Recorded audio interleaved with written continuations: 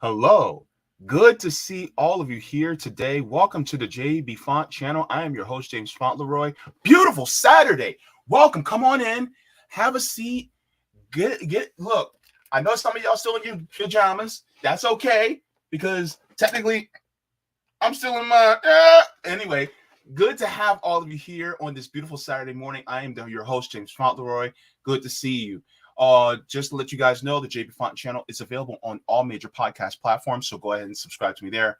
Also part of the Revolutionary Blackout Network, so you guys can see me throughout the week on there as well. Also, just like to give you guys a heads up, if you guys would like to, you guys can also get email notifications from me. And you guys can go to my Substack at jaybefaunt.substack.com so that you guys can get the email notifications, so you guys can depend on me instead of the YouTube algorithm, because sometimes it just doesn't work in my favor. So go ahead and go there. So thank you so very much. Also, thank you to everyone who is a member. Yes, I do have memberships, as well as patrons on Patreon and Coffee. Thank you so very much to all of you who contribute to me, as well as to any type of mutual aid that you guys send my way in order to help me survive in this system. Because really, this system, you have to survive and just thrive. So just to let you guys know, I have a guest today. So typically I won't go into the chat until a little bit later, but so good to see you guys today. What are we talking about? We're going to be talking about two subjects. I'm going to have Cabello joining me in just a second, but what are we talking about? We're going to be talking about, is Howie Hawkins being kind of hawkish? That's something that a lot of people are talking about, especially on the left now, especially in regards to the Green Party. So we're going to get into that. That's going to be a really interesting subject.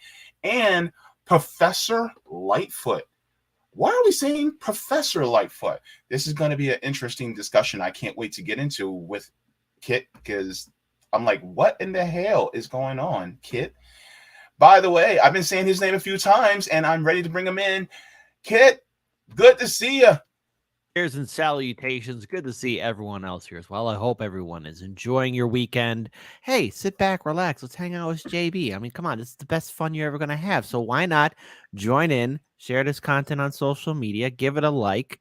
All right. And let's get ready to have some fun and laugh in the face of this neoliberal nightmare that we call America, as the Democrats keep screwing us over and the Republicans, well, they're showing that forced to vote works. But anyways, enough on that. I'm surprised at the Republicans.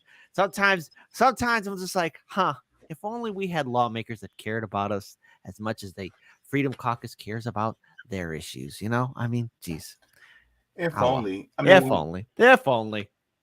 yeah. I mean, to be honest with you, I think that the Freedom Caucus gets as much leeway as they do.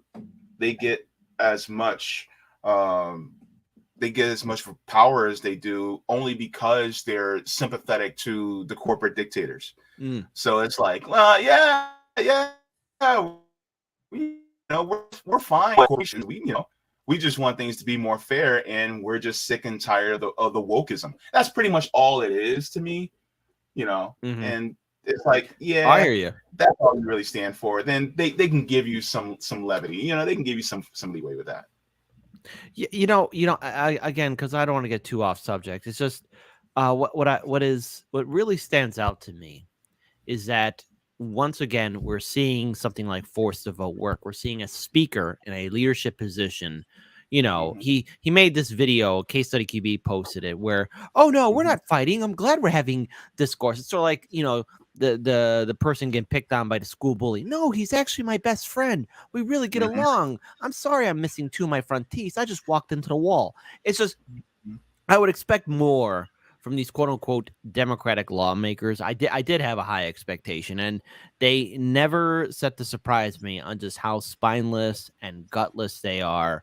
And when it comes time for them to fight for us, they are truly absent. I mean, not to mention, I forget who posted. I think it was somebody on RBN who posted Jamal Green, basically dismissing the funds that are going to Ukraine, as again, there's been a lot of controversy surrounding that. So, Mm-hmm. when you have politicians that are dismissing their constituents and then doing their little also fantastic victory fund on May 24th, okay, what are you guys doing for us now?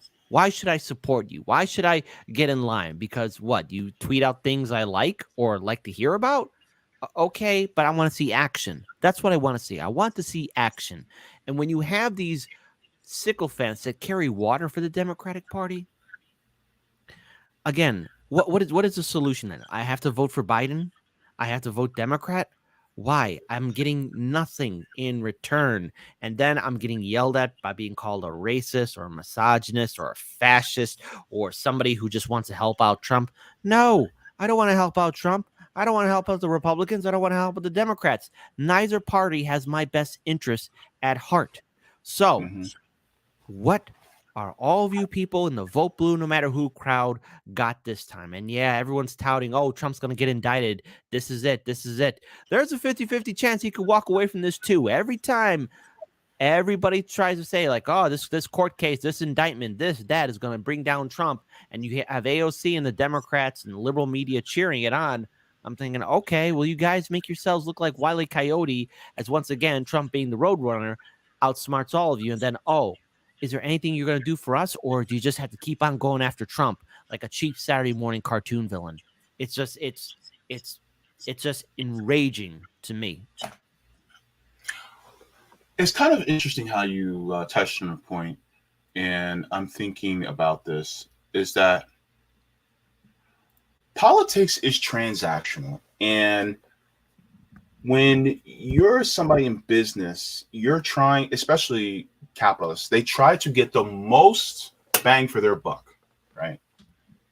So they're trying to charge as much as they possibly can without making it seem like they're cheating you.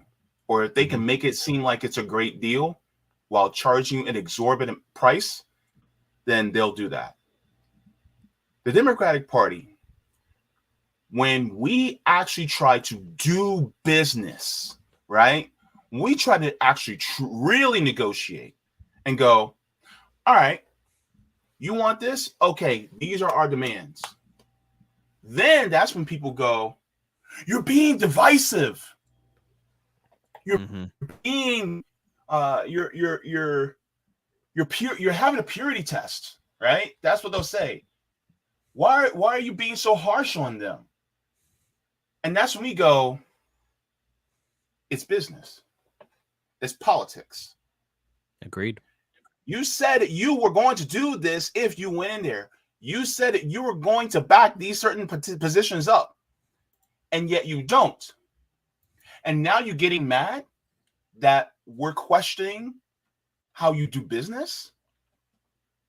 Because the thing is like, we got to look at it that way. Politics is transactional.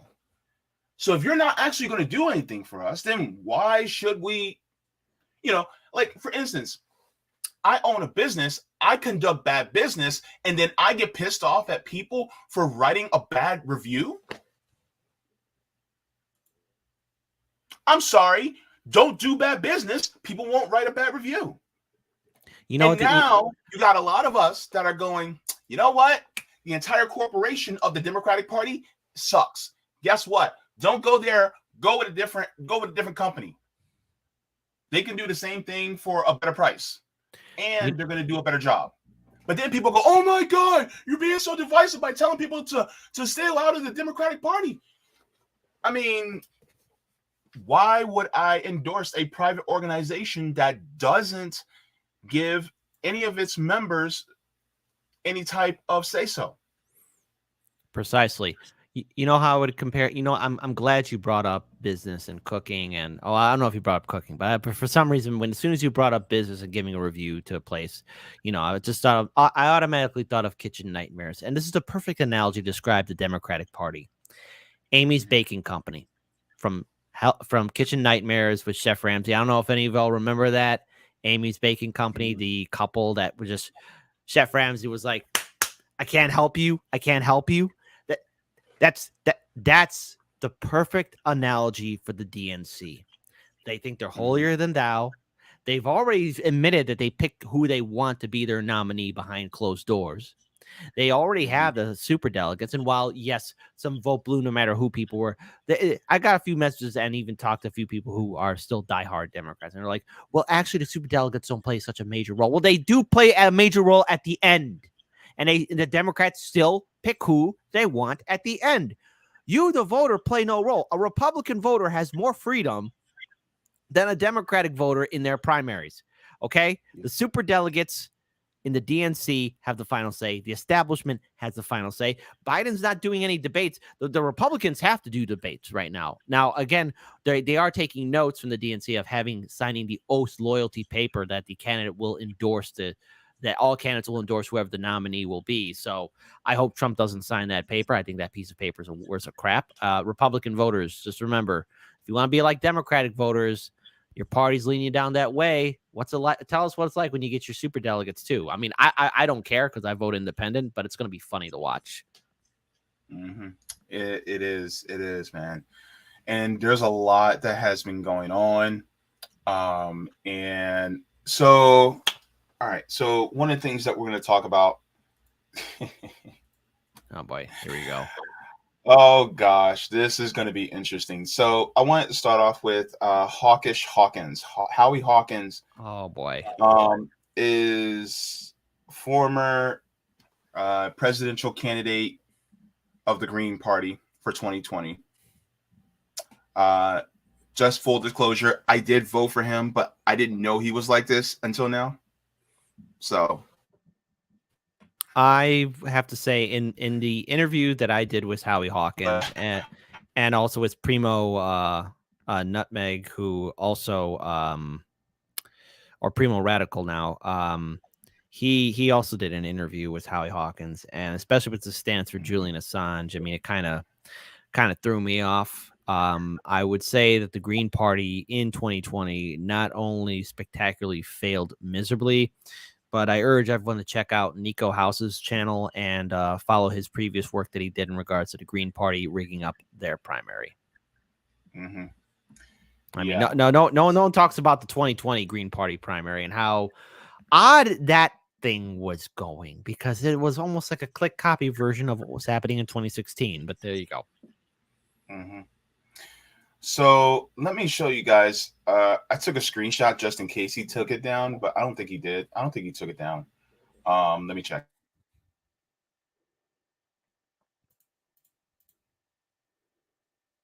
Okay, I think his screen is still frozen, but we will still carry on.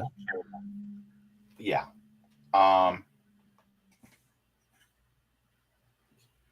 Is it loading?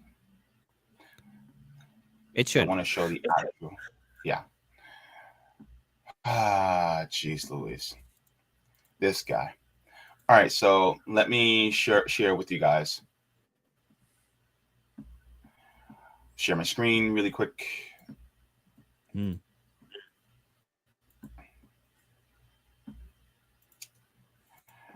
So this was from Howie Hawkins. He said, some in the peace movement call for a ceasefire and negotiations by US-led Western imperialists with Russian imperialists to carve up Ukraine between them and call it peace. Stop pressuring Ukraine to accept partition. Sign this petition. So it's basically a meme with Vladimir Putin, and it says we had to destroy the city in order to save it. Now, I don't think Howie Hawkins actually gets what this means. A lot of people are basically saying, people like myself, that we need to get away from this proxy war. There needs to be a peace deal done. According to Naftali Bennett, there was a peace deal being formulated at the time, but then people like Boris Johnson got in the way and said, no, you will not have a peace deal. And it basically blocked the peace negotiations between Zelensky and Putin. So the West basically interfered from having any type of peace deal. And now you have people like Howie Hawkins that are saying, no, Ukraine needs to continue to fight Russia, even though it is at the cost of thousands of Ukrainian and Russian lives. What do you think? What do you think of, and not to mention Howie Hawkins also believes in Russiagate, but what is your opinion on Howie Hawkins' stance regarding the proxy war in Ukraine? Okay, first of all, every day that this war goes on, I keep on saying this, is again us teetering towards the inevitable point in which you're going to have some jagoff somewhere in their office, whoever they may be, American or Russian, looking at that shiny red button that says nuke on it and say, oh, geez, what does this button do? And push it. Look, this war should have been stopped a long, long, long time ago. The fact that Howie Hawkins is tweeting out stuff like this should tell all of us and should inform all of us just how easily manipulated a lot of us can be to be pro-war because what we think Russia somehow rigged the 2016 election. That's not true. Again, looking at the Muir report, looking at the Durham report, what does it say? That Russiagate and all this hype that we had to deal with in the aftermath of Trump ascending to the White House was nothing but one big lie. That was Rachel Maddow's bread and butter. And if you give me a moment, I just have to get this off my chest. Sure. When we look at the beginning stages of the war, before it started, before the war was getting started, what were our fantastic lawmakers doing? I've said this on the show, on my show, all the time, and I really want to drill this into people's heads. What were our lawmakers doing in the U.S. Senate and House, both Democrat and Republican? They were preparing to make a huge financial killing before the first Russian tank crossed the border. And as those Russian tanks crossed the border, did our lawmakers set an emergency session for the Senate and House to call for diplomatic talks and peace talks right away? No, they didn't. They called their third-party brokers, they called their investment people, and they started making huge financial killings. If you don't believe me, check out Unusual Whales. Go ahead, and you will see where your oh-so-fantastic Democratic and Republican lawmakers were at and what they were doing and how much a big financial profit that they made in the early stages of the Ukrainian war that's taking place now.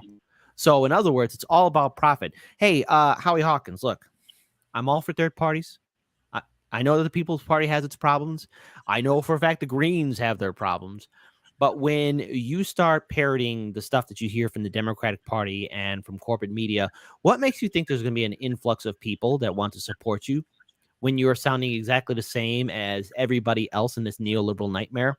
And, while I believe right now the counteroffensive is taking place, a couple of those Ukrainian tanks and those German-made Leopards, they're being destroyed. Billions of dollars in military tech equipment being destroyed right now. Now, I don't know what the end result will be for the Ukrainian counteroffensive. Maybe they'll be successful, maybe not. But all I could see is all the countless waste of money, of resources being denied to the American people. All these aid packages going when, in fact, all these aid packages could have never happened in the first place if there were actually reasonable people calling for diplomacy. But we're not ruled by reasonable people. We're ruled by sociopaths that want to profit off of war and suffering. Mm-hmm. If Biden or anyone else in NATO actually gave a damn about peace, they would try to do everything they can to ensure diplomacy and peace talks take root right away. But they chose not to. And so I have to wonder, in a Howie Hawkins administration, Howie, are you going to be explaining to the American people why we're sending billions of dollars to Ukraine when there are neighborhoods that lack clean drinking water, our schools aren't being properly funded, our trains are derailing, small businesses are being shut down? I mean, in the aftermath of the 2020 pandemic, where's the bailout for the American people? Where's our financial relief as inflation is impacting us? Where are our resources? Where is the help for the people? Yeah. We're not getting it. So third-party candidates, if you want to be different, be consistent. Break away from the neoliberal narrative. So what I had to say, because I know that there's been talks about maybe Dr. Cornel West meeting up with the Greens and Chris Hedges about the campaign because of ballot access. I know Indy Left and Case Study QB posted that video where Chris Hedges is saying, hey, I'm talking to Dr. West, and we were going to be setting up a meeting with the Green Party tomorrow morning, which is today, by the way. Mm-hmm. Okay. Well, Greens, you need to reevaluate your leadership, just like People's Party has to. Hell, even Libertarians too. All right, but I'll save my commentary about Libertarians for another day because at least they can actually fight and get on the ballot. But that's another story. When you have a party that's still promoting pro-war, Howie Hawkins, are you well aware where Dr. West stands on this? Should he potentially maybe switch parties and run as a Green? Are you well aware of where he stands on peace talks and how he's reaching out to people across the aisle? Because right here, this tells me why his campaign in 2020, Howie Hawkins, was an absolute failure. That's my rant. That's just my rant.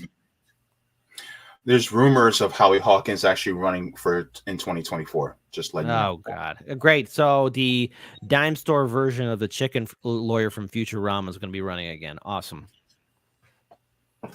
That was mean. I'm sorry. Body positivity. I'm sorry. That wasn't nice. That wasn't nice. I'm sorry, everyone. Yeah. But the one person who is in the Green Party called Howie Hawkins out.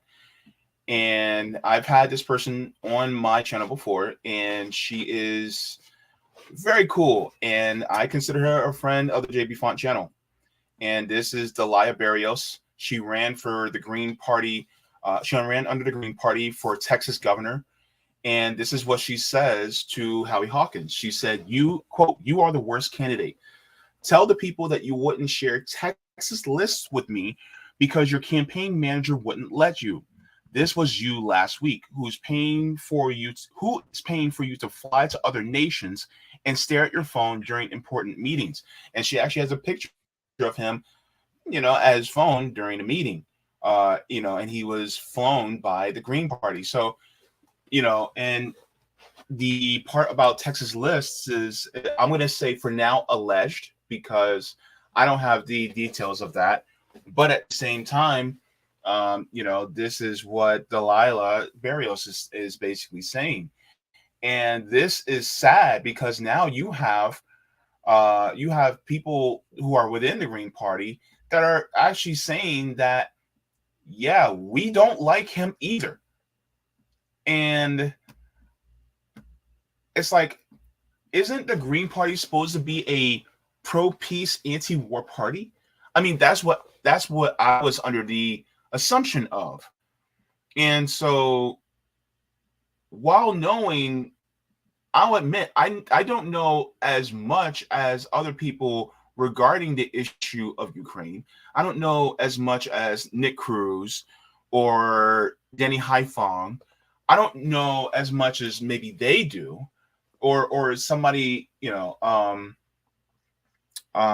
somebody like maybe Caleb Maupin or um, Benjamin Norton. I don't know as much as they do, but I know enough to know that this is pretty much due to NATO pushing eastward so much to the point where it put a threat.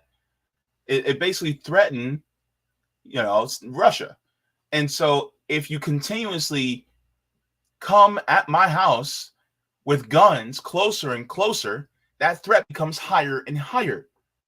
And on top of that, when you have people who are in the Donbass and in Ukraine and who are being killed, and then they go to Russia and go, please help us, ethnic Russian and Russian speaking Ukrainians, and say, help us. And then Russia goes, okay, we're going to go in.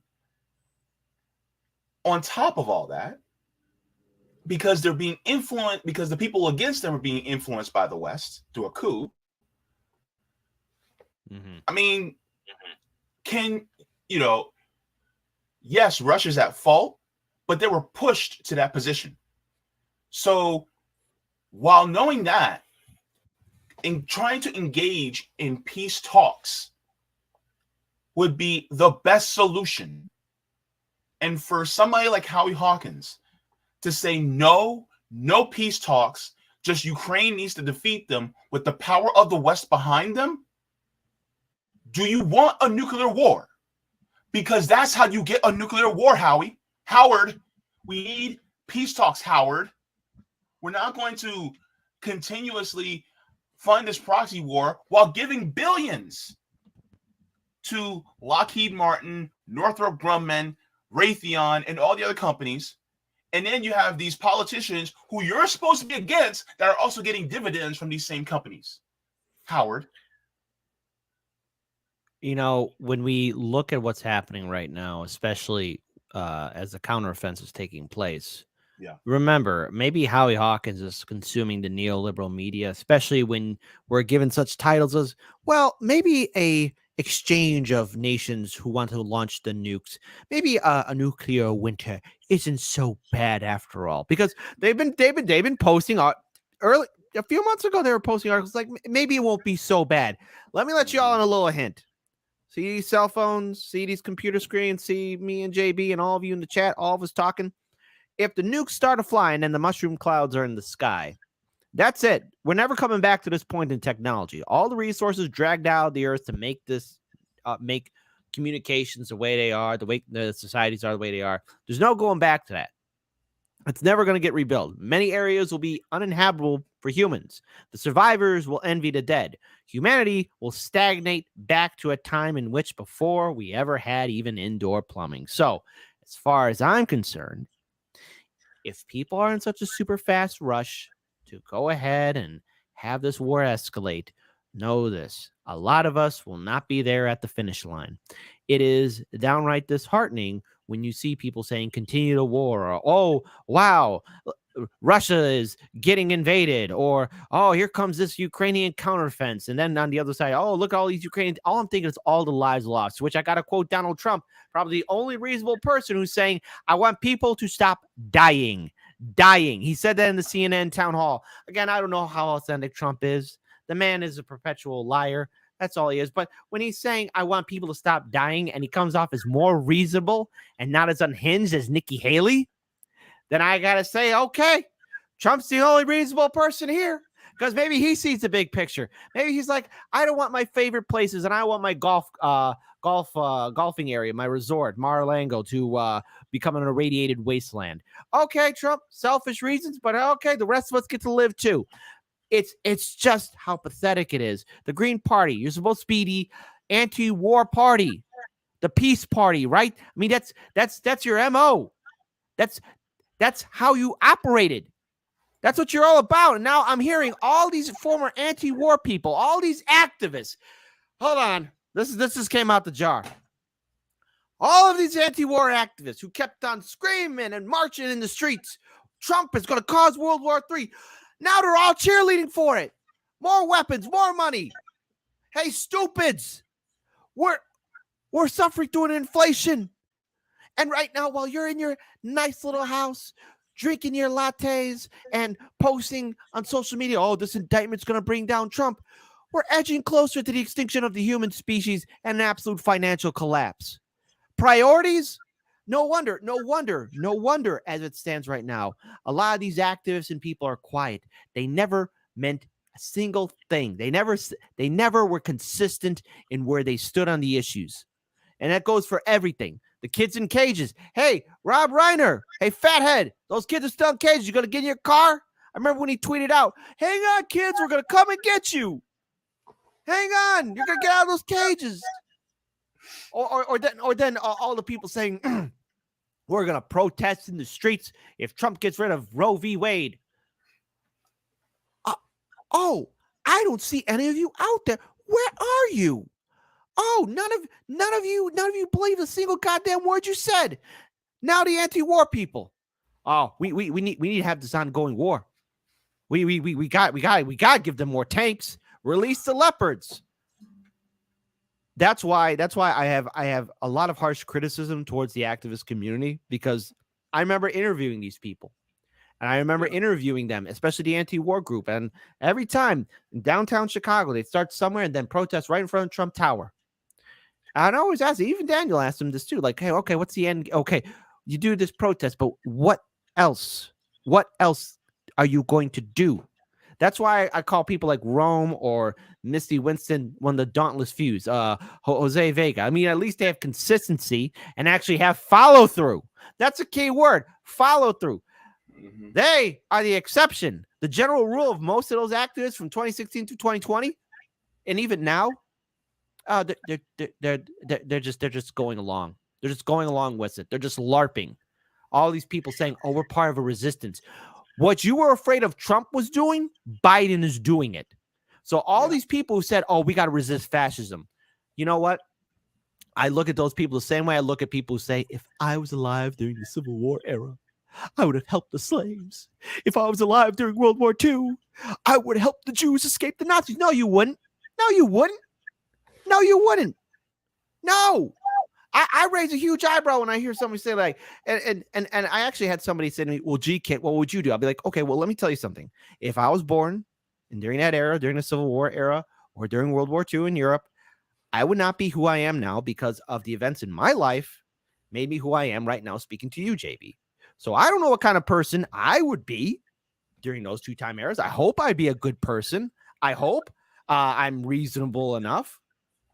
But I don't know that. And then I had a dumbass liberal chime in. So like, okay, what if you time traveled and went back in time? I was like, well, I'd find a way to get out because I'm an anomaly. I have to get out of the time. So no, you got to get out of that. You don't want to cause you don't want to interfere with the timeline or anything like that. So there you go.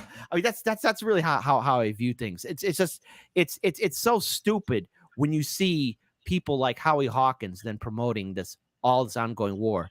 You're part of the Green Party. You're part of that movement. You're supposed to be anti-war, and yet you're tweeting out stuff of, oh, ongoing war. That's just my rant. Yeah, I mean, when you look at the facts of what's the actual facts on the ground regarding this proxy war, dude, what are you doing? That's my question. You know, and I'm at a point right now where I'm just like, yeah, we need more people who are going to say the opposite of what the establishment is saying, because the establishment keeps putting out the same narrative over and over and over. We have to stop, insert, major evil person in the world, and then an uptick in our military actions all over the world. And so And they will uptick on these military actions without actually taking care of any of the veterans that come home from doing any of these military actions, because they really don't care, right? And so, I'm looking at people, like Dr. West, who's running, and I spoke about this earlier this week. It is not missed upon me that, the party that he is running in, that I have concerns with. But there are concerns with every third party, basically. There just are. However, you alluded to something, and I actually want to show this because I'm not sure if all my viewers seen this yet. But this came out. It's out in the public now, so I'm going to share it. Shout out to excuse me. Shout out to Any News Network. They're a friend of the channel. They actually have a video that was at the Worker Strike Back event in Manhattan that came out yesterday. It says, breaking in Worker Strike Back event in Manhattan, New York City. Chris Hedges tells Brianna Joy Gray that he has set up a meeting between the Green Party and Cornel West and recommends he run on a Green Party ticket out of concern of the People's Party's lack of ballot access. So, you alluded to this. Let's talk about it. Professor Hedges, about this announcement that Cornel West is running. He's decided to run with the Movement for the People's Party. I know Socialist Alternative, Worker Strike Back has advocated for a new party, a new third party. There have been questions about why not run with the Green Party. MPP has been embroiled in a degree of controversy over the course of the last couple of years. And I wonder what you make strategically about of that particular choice and how the left should look at it. Is this off the record? I've been playing with my phone because I set up a meeting with Cornell and the Green Party for online because of the issues you just raised. Okay.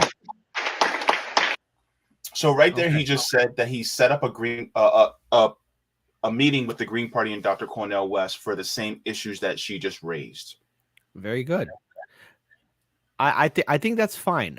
So here's the thing. I talked about this morning too. Look, I want there to be a third party movement in this country. All right. That's including the libertarians. Okay. And I believe in being consistent. I believe in freedom of speech. And I believe in the existence of Americans having a choice. I'll even go a step further and say abolish all political parties, but we're not there yet. And hell, I want all states to have citizen ballot initiatives. I want them to be citizen ballot access, all that kind of good stuff. I want that to happen. That's reasonable. I think, okay. Maybe leftist mafia, maybe Humanist Report, and everyone else has been chiming in about Dr. Cornel West running with the People's Party. Yes, the People's Party is not perfect, but what is your solution then? What, you're going to cancel him now? Everyone's going to act like a goddamn Puritan now because, oh no, Dr. Cornel West is with the People's Party. Well, then what's your goddamn solution then? Go back to voting for Biden? That's it? Carrying water for the Democrats? That's it? I'm not doing that. Okay. And I will be consistent on that. I'm not going to be puritanical and cancel somebody because, oh, Dr. Cornel West is in the People's Party. I may not agree with it, but I'm not going to cancel. Like, oh, that's it. It's over. He's my hero. I must cancel him now. No, God damn it. I want to see how much is he really going to fight. I want to see if the People's Party is going to follow through. And if this is what it takes to build maybe the movement that was destroyed by Bernie Sanders, because he did destroy that political movement. Bernie Sanders is not running. That cuck just endorsed Biden. So he's out the game. Bernie's time is over. So if Dr. Cornel West is going to be running, and maybe he switches to the Greens, I'm still okay with Socialist Alternative and all these workers' parties. And yes, People's Party forming a coalition and actually trying to get him on the ballot. Okay? I want to see that happen. I demand to see that happen. Now, I don't know what's going to come of this. Maybe Dr. Cornel West says, I'm not going to run with the Greens. I'm made with the People's Party. That's who I'm going to be with. If the Greens want to help out the People's Party, fine. But everyone needs to come down to a conclusion of, okay, how are we doing this? Because when I look at the left movement right now in this country, all I'm seeing is absolute cannibalism and puritanical logic. I must cancel you. I must cancel you. I must cancel you. Well, then there's nothing here. Mhm. And the leftist movement, the remnants of the Bernie Sanders movement, deserves to be ridiculed for all time. Because if you are expecting perfection in humans, you're living in a fantasy realm. I want to see what happens from this meeting. I'm very curious to see what the overall conclusion will be. Will Dr. Cornel West go to the Greens? Fine. But that's still not going to stop corporate media from smearing him when you have big brain idiots from BSDNC calling him right wing. Now, again, look at who Dr. Cornel West is. He's been consistent. He calls Biden brother Biden. He calls Bernie brother Bernie. He even calls Trump brother Trump. And I might criticize all three of those people, but hey, that's who Dr. Cornel West is. That's who he's always been. Consistent. That's who he is. Have you not been paying attention? Just like the people trying to cancel Roger Waters. He's been doing that freaking show for 40 years. You're trying to cancel him now? We're going to get into that too. I want to jump into that. I didn't have it on the thumbnail because I already made it, but. So in other words, yeah, good on this. I hope there's a reasonable conversation amongst all sides and maybe the idea of building a united coalition front.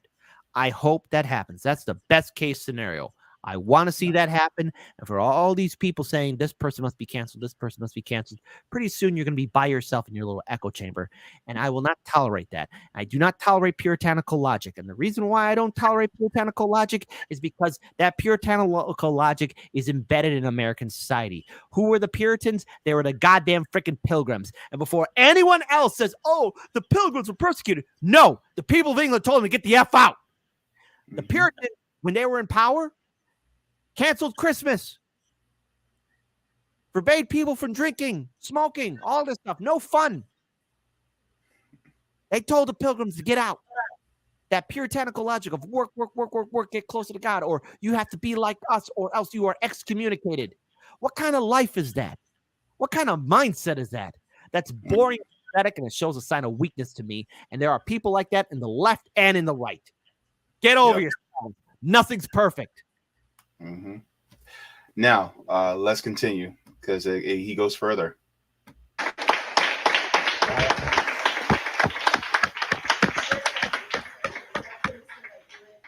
Recommend a Green Party run, any alternative, or? I'm recommending that the Green Party, that Cornell runs as the Green Party candidate.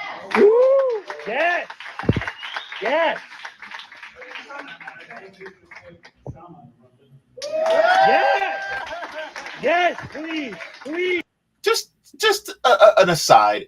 I actually appreciate when somebody gives direct answers to questions instead of skirting around. Right? Yeah. It's lovely. Agreed. Please do it.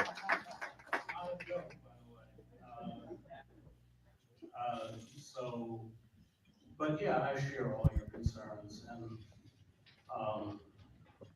just on the issue of ballot access, the People's Party Act doesn't have it. And having worked with Ralph in his campaigns, I saw all of the impediments, most of the impediments that he throws to make it impossible for a third party candidate. So yeah, that's the end of it. But let me ask you this. Mm-hmm. What would you say if somebody like Chris Hedges was the campaign manager? I would say that's a very smart tactical decision and something that the Bernie Sanders campaign should have done. I say this for in regards to Chris Hedges because, again, consistency. That's what matters to me the most, being consistent, okay? Mm-hmm. I think that he has had experience in the realm of politics. He knows all too well what to expect from the neoliberal establishment system. If there was one advice I would give to Chris Hedges and to the potential Green People's Party coalition or whatever kind of coalition should form up, your main goal is for the party, whatever it may be, Green or People's, to get enough approval and support in the polls in which not only will you be on the ballot, but on the debate stage, but the idea of also then being federally recognized as a new political party. You're not going to win the White House. I don't think a third party movement's going to do that. Not in this. If there was going to be a third party potential winning, the infrastructure should have been built in 2016. I think Chris Hedges can be an outstanding general and somebody who will be ready to fight against the smears from MSNBC, CNN, or anyone else in establishment media. He has the foresight to know what to expect and is a good friend of Dr. Cornel West to, speak the truth to him and to talk to him and to be reasonable. So I think there's a lot of things to deal with, and he would be a good front card person to have as a campaign manager. I can't think of anyone else that could fill the job better than him, unless you got another conclusion. Well, some people in the chat are saying as running mate instead. No, general. He sometimes I know it sounds great to have a running mate, but if you need someone who is seasoned enough to know what to expect from the media. He was with the Ralph Nader campaign. He's been through that. He saw what happened to Bernie Sanders in 2016. I remember even speaking to Chris Hedges in 2016. He wiped his hands with Bernie. He was like, Bernie abandoned the movement. And I, as naive as I was when I was in Philly, I didn't think that was, I thought that was a little bit of extreme. But now looking back at it, boy, was I naive. He was correct. So I would say have him as a manager, as your campaign manager, and then put him somewhere to be close in your administration. As a running mate, maybe Kshama Sawant, because he said that. He said that at the table at the very end. It was very quiet. The microphone didn't pick it up. But he said, hey, Kshama Sawant is VP, to which I have to say, that makes perfect sense. Okay, I'm down with that. But I need a fighter. Yeah, and the thing is that, like I said, I won't be endorsing anybody. And as far as but at the same time, someone like West brings forth a big conversation that needs to happen all over the nation regarding these things. And, it gets a lot of people, particularly poor and working people, talking and thinking. And so this is why channels like yours at Heartlands, mine, RBN, people like Midwestern Marks, MCSC Network, Nico House's new channel, even Jimmy Dore. Like, there's so many people that can harp on this, right? And then go, okay, we know you guys want to cancel all student debt. Let's move it further to also having college tuition free, right? And all these different things, so that we push it even further, because as old saying goes, if you shoot for the stars, you might get the moon. And so, and this isn't necessarily my opinion to keep the system in place, but this is a way to kind of safeguard the people in a way, while we take this system, while we end this system and create a new one. You know what I'm saying? Or even if it invigorates people to want to change the system, because I honestly do think that nothing's going to come about positively except for the ideas that are put out by Dr. West. And so if that happens, and they see the Democrats being the Democrats, and they see the Republicans being the Republicans, because we know we're going to count on the snakes being who they are, then that's going to ignite people into going, you guys rigged it against this guy, and we liked him. And so now we're going to take this system and we're going to flip the table over, and we're going to change it. And so this is something that I would like to see. It's basically taking, I hate to put it this way, but it's like taking the little baby hippo, right? The one guy that everybody likes, right? Everybody's chill and cool with Dr. Cornel West for the most part. They got some disagreements with him, but he's a nice guy. Everybody knows he's a nice guy. And then watch him get abused by this system. And once he gets abused by this system, it's like putting a baby hippo on a log in the middle of the river, and you have all of the crocodiles around surrounding him and ready to pounce. And as soon as those crocodiles are ready to pounce, the mother hippo, aka the people, go flip the table over and like, we're done with this. I don't know if it's going to happen that way, but I'm saying that could be a possible scenario where people are sick and tired of being sick and tired, and they're sick and tired of this duopoly. What are your thoughts? Agreed. I wouldn't underestimate Dr. Cornel West too much. I mean, yes, he's a nice guy, but I will not underestimate him being brutal and tough when it needs to be. Again, first, what needs to happen, and I'm quoting Due Dissidence on this because Hardlands Media, Due Dissidence, and RBN have been doing the post-duopoly show these past few weeks, and again, I want to give this up until September because I'm taking this from Due Dissidence. I want to see if this campaign is truly going to be building the strong infrastructure movement to get on the ballot and be on the debate stage. Because again, for all we know, what could happen, worst case scenario, this conversation with the Greens doesn't go well, and everyone dismisses the idea of a coalition, and People's Party still can't make it on the ballot. So in other words, Dr. Cornel West is running, but he's only on the ballot in 3 states. Then that's a ship stuck in the water. And the Greens, they only got the access to 21 states to be on the ballot. So everybody needs to work together.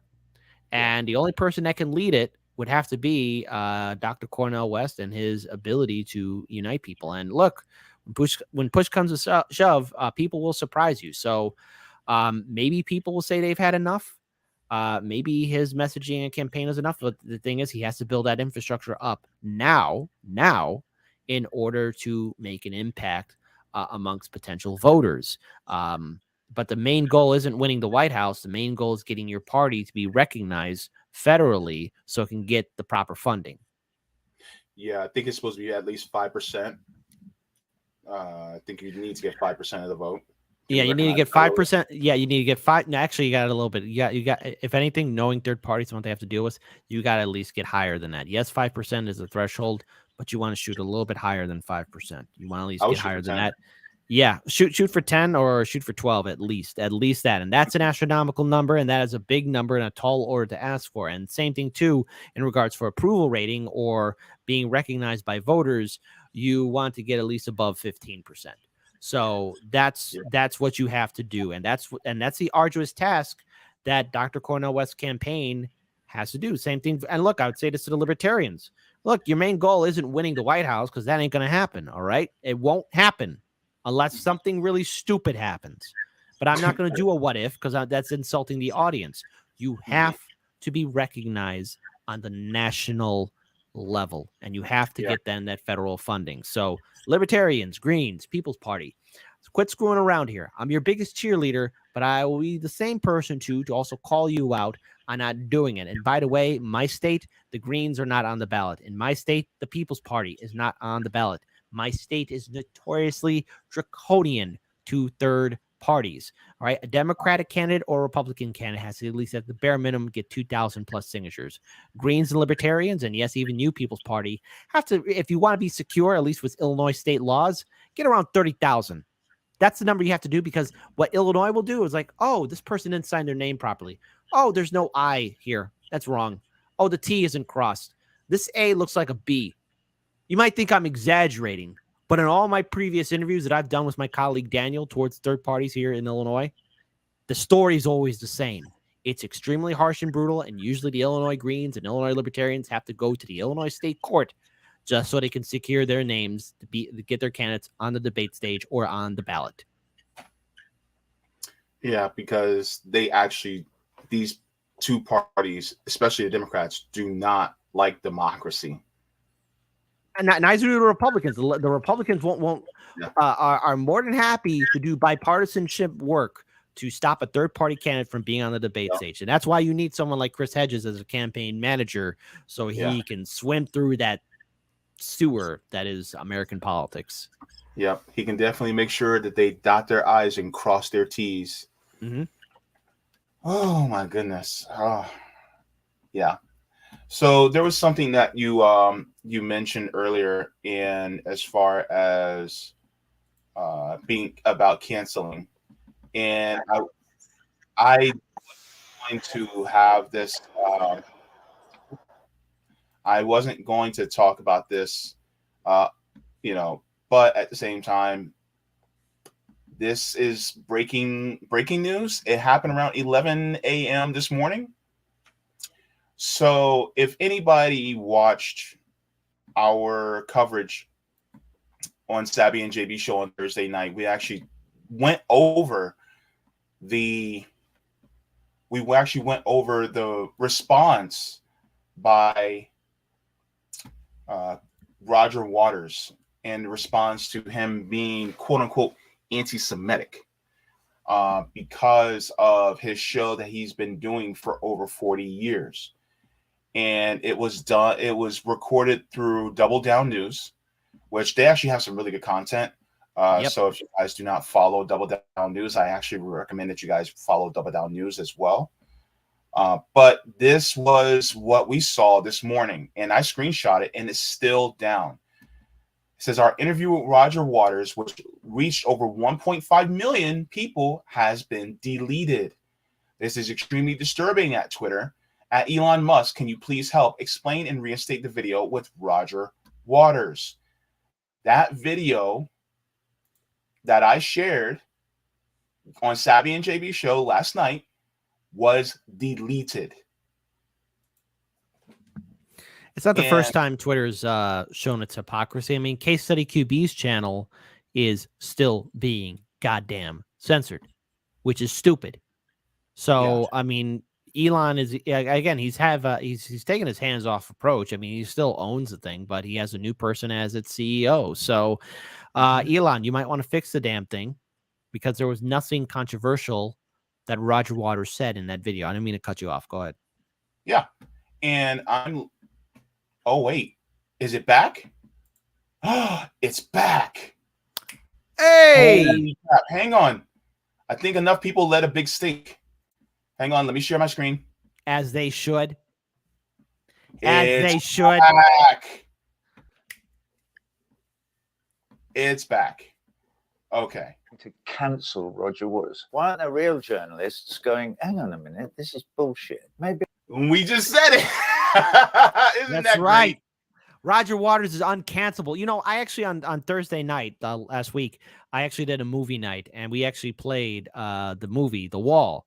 And for those who live underneath a rock, to all these people saying that Roger Waters is anti-Semitic, RFK Jr., come on, buddy, listen. You're being stupid. You drink a tall glass of stupid water. I could forgive you for that, just maybe a little bit. I'm still gonna. I mean, again, this is pretty dumb that you delete that tweet in support of him. But has anyone really paid attention to what the lyrics are, or what the show of what The Wall is? I mean, you know, it's kind of a little bit about what Roger had to go through as a child. I mean, his father, just like the character's father in the movie, served in the Second World War, and his father died. His father was a conscientious objector, especially during that time, during the war. His father died in 1944. Roger's earliest memory is the victory over Japan Day. And it has to deal with a little bit of depression, abandonment, loneliness. About the pressures of that abandonment. And even if you are a top-tier celebrity, guess what? Money don't buy happiness.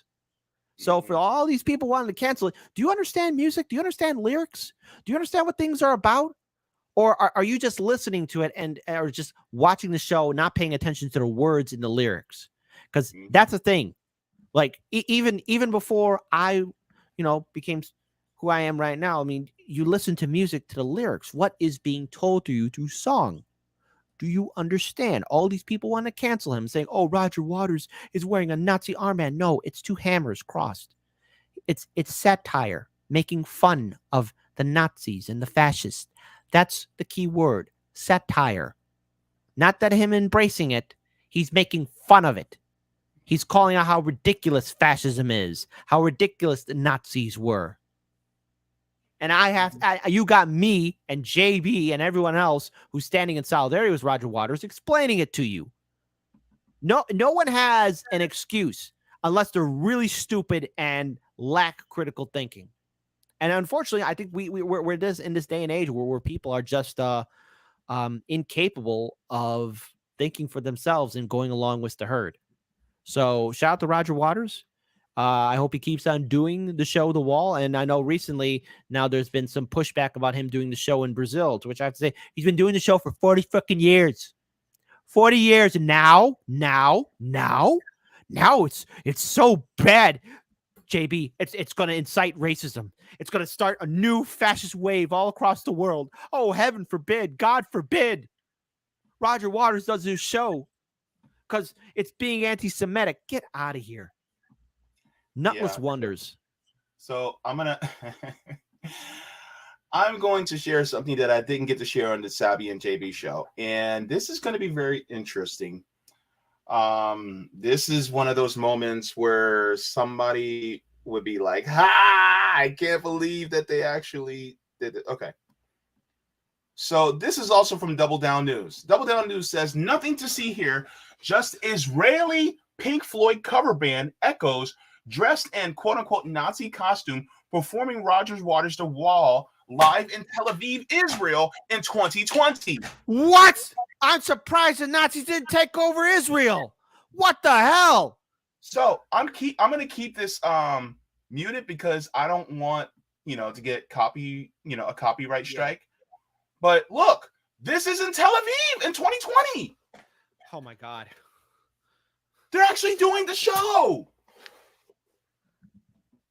Wow. And so you mean to tell me you're going to condemn Roger Waters for satire, for actually making fun of fascism, for actually condemning fascism, and then the same show that makes fun of and condemns fascism is actually played in Israel, in Tel Aviv.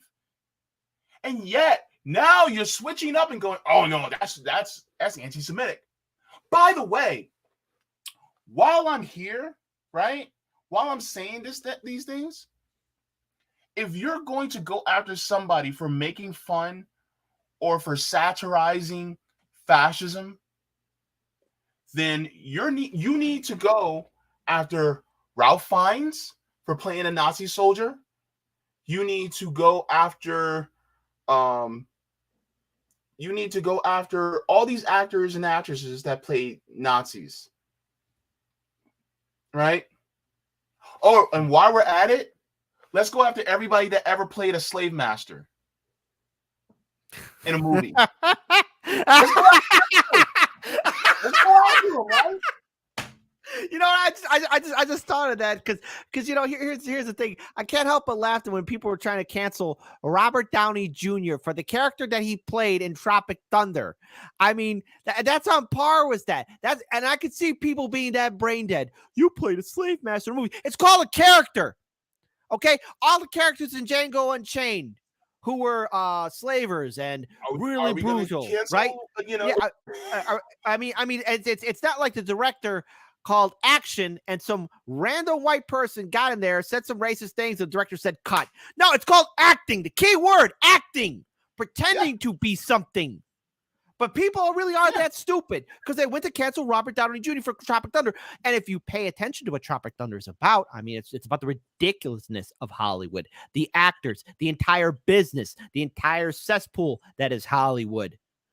You think Robert Downey Jr. just woke up one day and said, I'm going to play a very controversial character. I'm going to put on blackface and pretend to be a black man. And like, no, he's a guy playing another guy to be another guy. Okay. He's an actor, which means pretend. Just like how Roger Waters was making satire of the Nazis. He was pretending and he was making fun of the Nazis. But there are brain dead people who just can't think for themselves. And I really have to wonder, maybe Idiocracy truly was a documentary, and that's where we're going. There won't be an age of enlightenment. Star Trek ain't gonna happen. It's gonna be Idiocracy. That's where we're going. Yeah. Plants crave Brando. It's what plants crave. Yeah. Go after Ed Norton. Like, yeah, American History X. Are we gonna go after Edward Norton now? We're gonna go after him. We're gonna go after the Hulk. Edward Norton killed a black man in the movie. Like, no, that was acting. acting. That wasn't even real. But there might be a person be like, look what Edward Norton did in this film. Like, no, he read the script. His character was a neo-Nazi. He's not gonna serve anyone who's not white milk and cookies. No, his character is a neo-Nazi. He's not a friendly person. But that's how stupid people are. Oh, Liam Neeson in Schindler's List. Put him on the list. Yeah.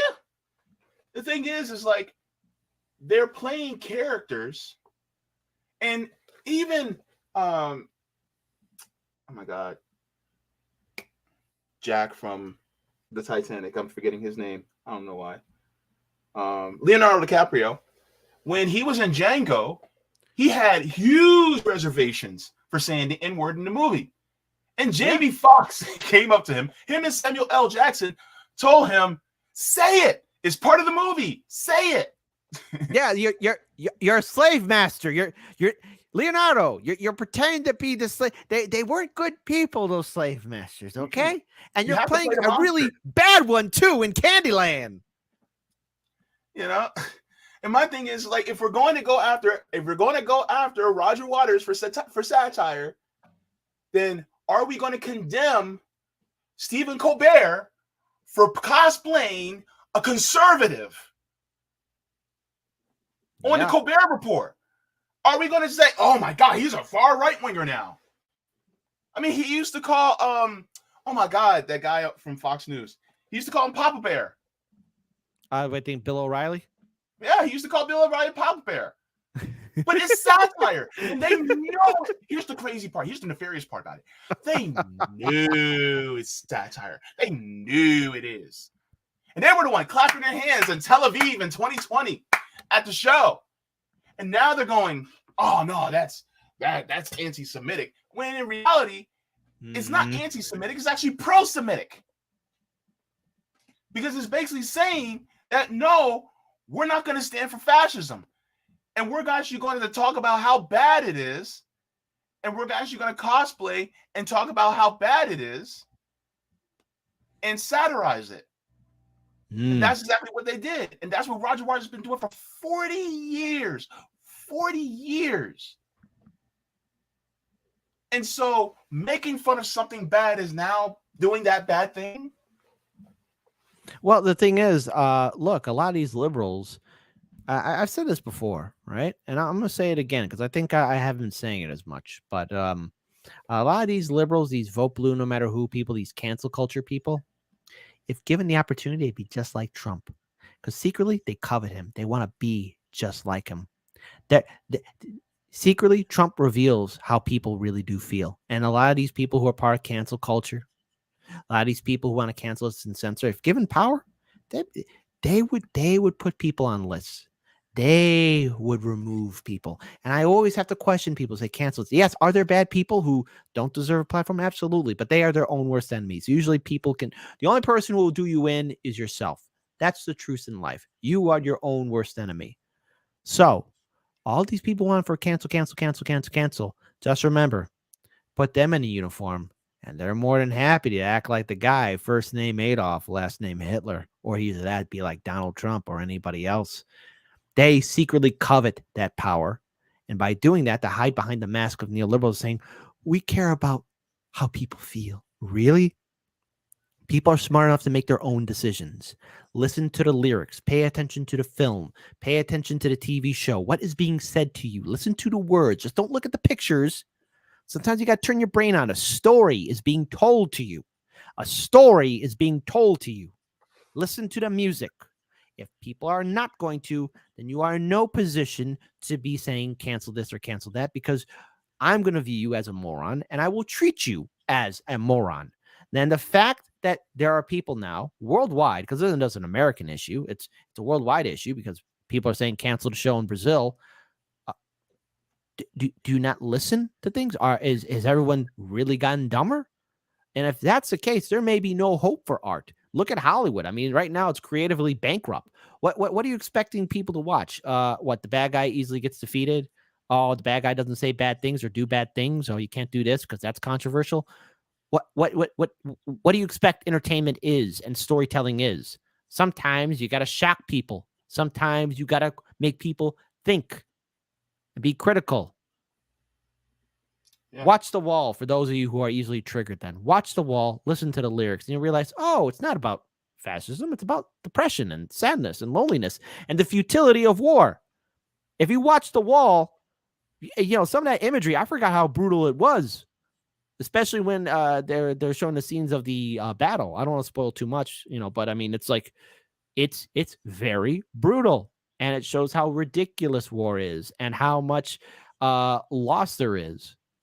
So stop with cancel culture, because you're no better than the fascists that would do cancel culture.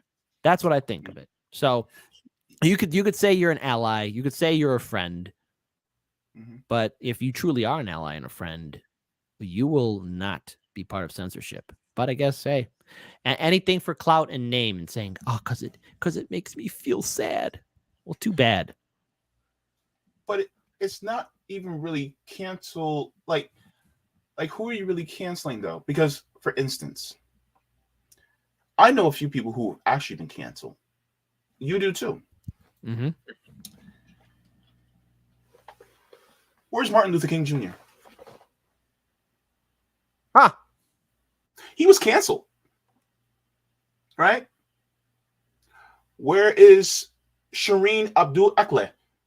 She was canceled. Jamal Khashoggi, canceled. Malcolm X, canceled. Right? Tortuguita, canceled. Are we going to go down this line? Because we're going to talk about the real people who were canceled. The people who actually spoke out against the system.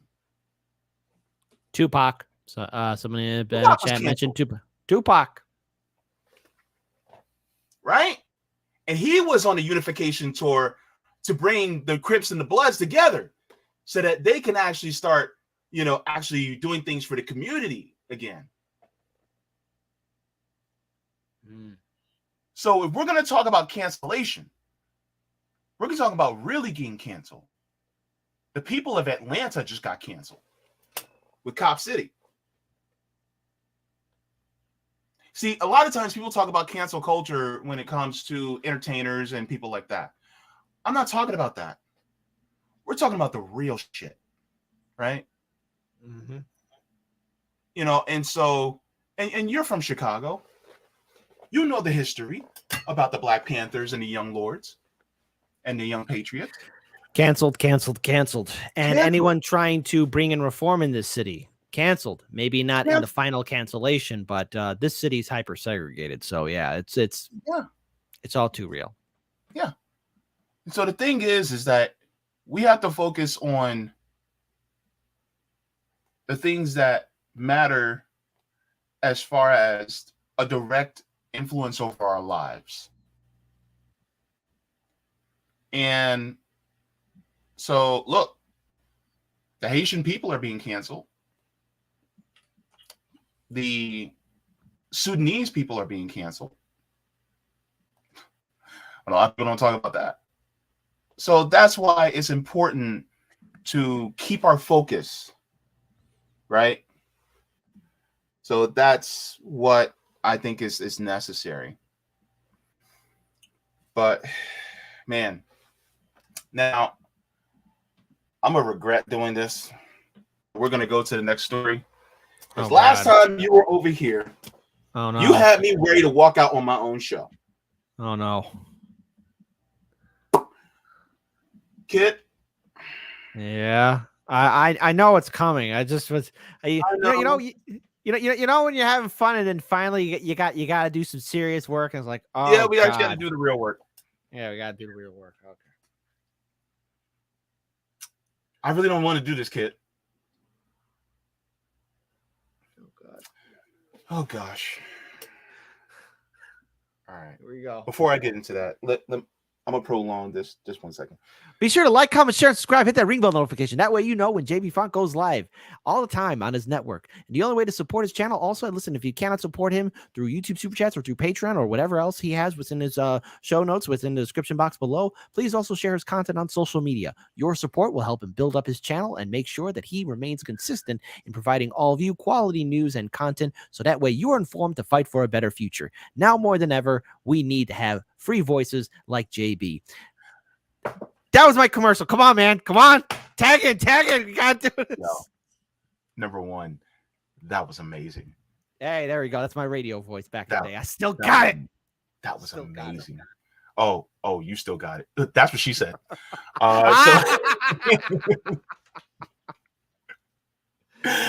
Thanks for Stigmatized for the super chat. This is why I love having you on. Oh dear. Let me check on. Let me see. And then we have Gregory Walker on Rockfin. Gregory says mainstream media gave me my opinion and he's a Nazi. Michael Rappaport. Oh, thanks a lot. I think they're being facetious, but yeah. So next story. This lady, Professor Lightfoot. Her. Did you know about this story before yeah, of course you knew. I Right. thought she was gone. I thought she went right back to the enchantment land of hell where the other demonic leprechauns were at. But I guess I was wrong. Oh my gosh. I cannot. Oh my God. Demonic leprechaun. Okay, that's funny. So Mrs. Lightfoot. Yes.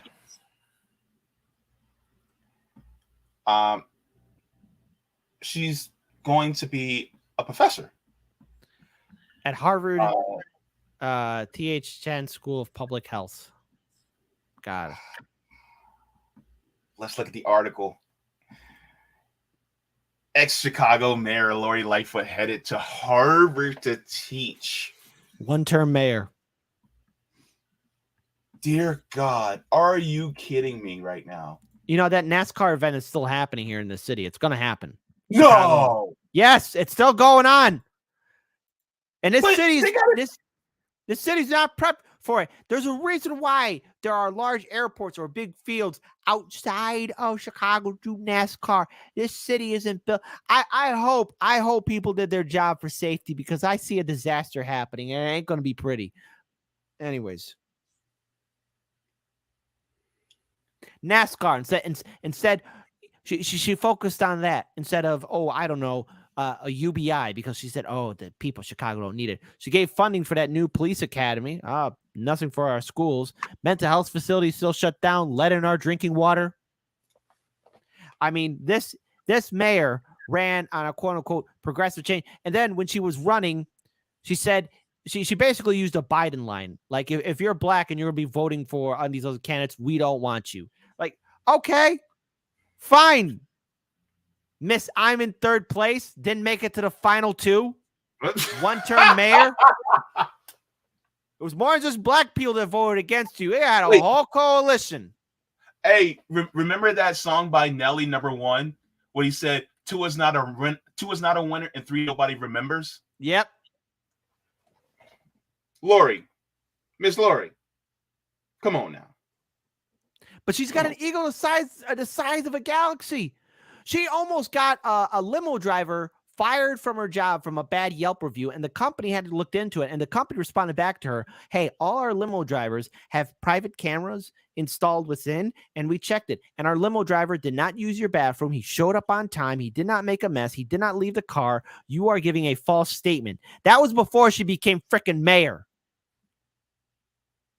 Call me liar. Look it up. You got the Library of Alexandria right before you.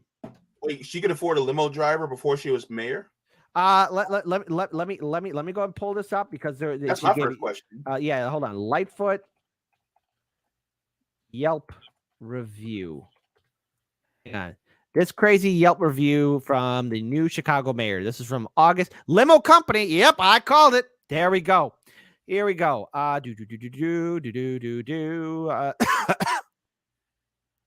From Lightfoot. I would never use VIP limo again. Driver Carlos showed up early for our pickup. A good sign, right? Turned out not to be so. Carlos shows up, wants to use our bathroom, a little strange, but fine. Turns out he pisses in our toilet and does not have the courtesy to put down the toilet seats. Beginning of the end. We are going to the United Center. Carlos clearly has no idea who to get there. He is totally reliant on whack GPS system that has him driving his huge Cadillac Escalade stretch down extremely narrow Chicago neighborhood streets. This is a person who ran on social reforms and everything else and progressive policies. She didn't do that. Bernie also, I don't think Bernie was fully on board with her. I don't think he gave her an endorsement, but she definitely got a lot of people from the Bernie Sanders movement to support her. Going en route to make no sense. I had to take over. She had to take over and give him clear directions to get the expressway. Apparently, that was totally emasculating him. Oh, no, she chopped off his wang bone. But how, says, my GPS says I get off division, off the expressway when we are going much further. She wrote a whole dissertation. All right? She wrote a whole dissertation. But here's what the company wrote in response to her. Because, I mean, I could go on. I don't want to take up too much of your time. But she wrote a whole dissertation here. Here's what the company said. Our driver did not use your bathroom. We checked the vehicle cameras. He did not enter your home, period. You had lots of guests over, and of them could have done what you claim our wonderful driver, Carlos, did. He did not do that. So again, he did not leave the vehicle. Our drivers have GPS systems that work with current events and traffic. Chicago often has festivals, and we have to work our way around them. It is not your place to tell him how to do his job, period. Our drivers asked for a gentleman's phone number actually because they don't even want to seem inappropriate asking for a lady's phone number. And you should appreciate that Carlos took time to ask for a backup phone number in case you lose your signal or battery. Again, our drivers know what they're doing and have experience, period. It seems to me the only person who is sexist, my dear, is you, period. I don't know where you come to your conclusion that you were emasculating him. Maybe you hope you were, ! Your language is horrendous and lewd. Just your rant here to make me feel embarrassed for you.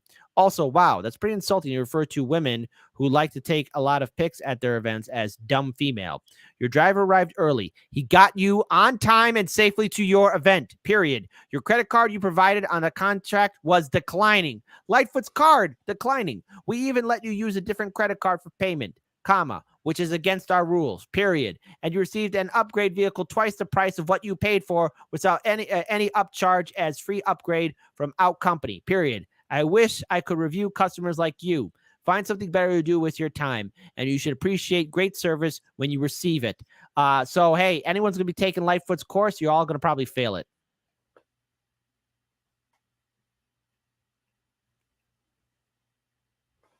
Told you we're going to have fun on your show. And that was for 2019. And the thing is, that's our mayor, our former mayor, Lightfoot, who would dress up like a cartoon caricature all the time. The Rona Destroyer. She even dressed up as a leprechaun one time. Well, not a leprechaun. She dressed up for St. Patty's Day, and she looked like a dime store version of a leprechaun. And then she had the infamous census cowboy. You remember during the George Floyd protest, there was that one guy in Chicago who was riding a horse. That was I think he was the census cowboy at one point.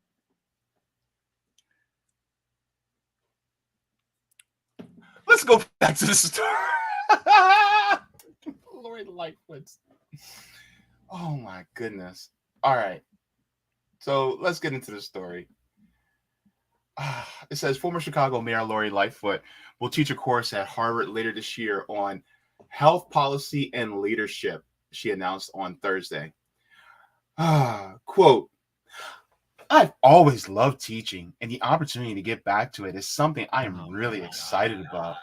I learned a lot over the past 4 years, and this gives me an opportunity to share my experiences and perceptions in governing through one of the most challenging chapters in American history. I had to sit back just to avoid any kind of words about Lightfoot talking about how she loves teaching. Let me explain about Lightfoot and her love of teaching or trying to enlighten Oh people. God. This is a woman who is enforcing, especially during the pandemic, you can't have any parties. You can't do this. Can't go outside. Stay inside. Stay inside. And then of course, while the city's on fire, while the city is suffering through the height of the George Floyd protest, what is she doing? She's kind of making out these ridiculous campaign commercials where she's dancing and having fun. This city suffered under Lightfoot's mismanagement. She knows nothing of leadership. She knows nothing about caring for communities. She abandoned the Black community. She abandoned the Latino community. She abandoned the white communities. She abandoned everybody. You want to know who she didn't abandon? Her corporate donors. Anyone that supported Lightfoot quickly washed their hands away from her. She was against anyone and anything. You could not criticize her. If you criticized her, you were racist. You were bigoted. You were misogynist. You were all of these things. And the thing is, Lightfoot even had the audacity to say the media needs more people of color, more representation. And so when there was a Black reporter, a male and a female, asking her questions, not questions approved by her, but saying, hey, your administration hasn't done anything to help out schools or local communities, she was quick to dismiss them because they weren't the right kind of Black people asking the right kinds of questions.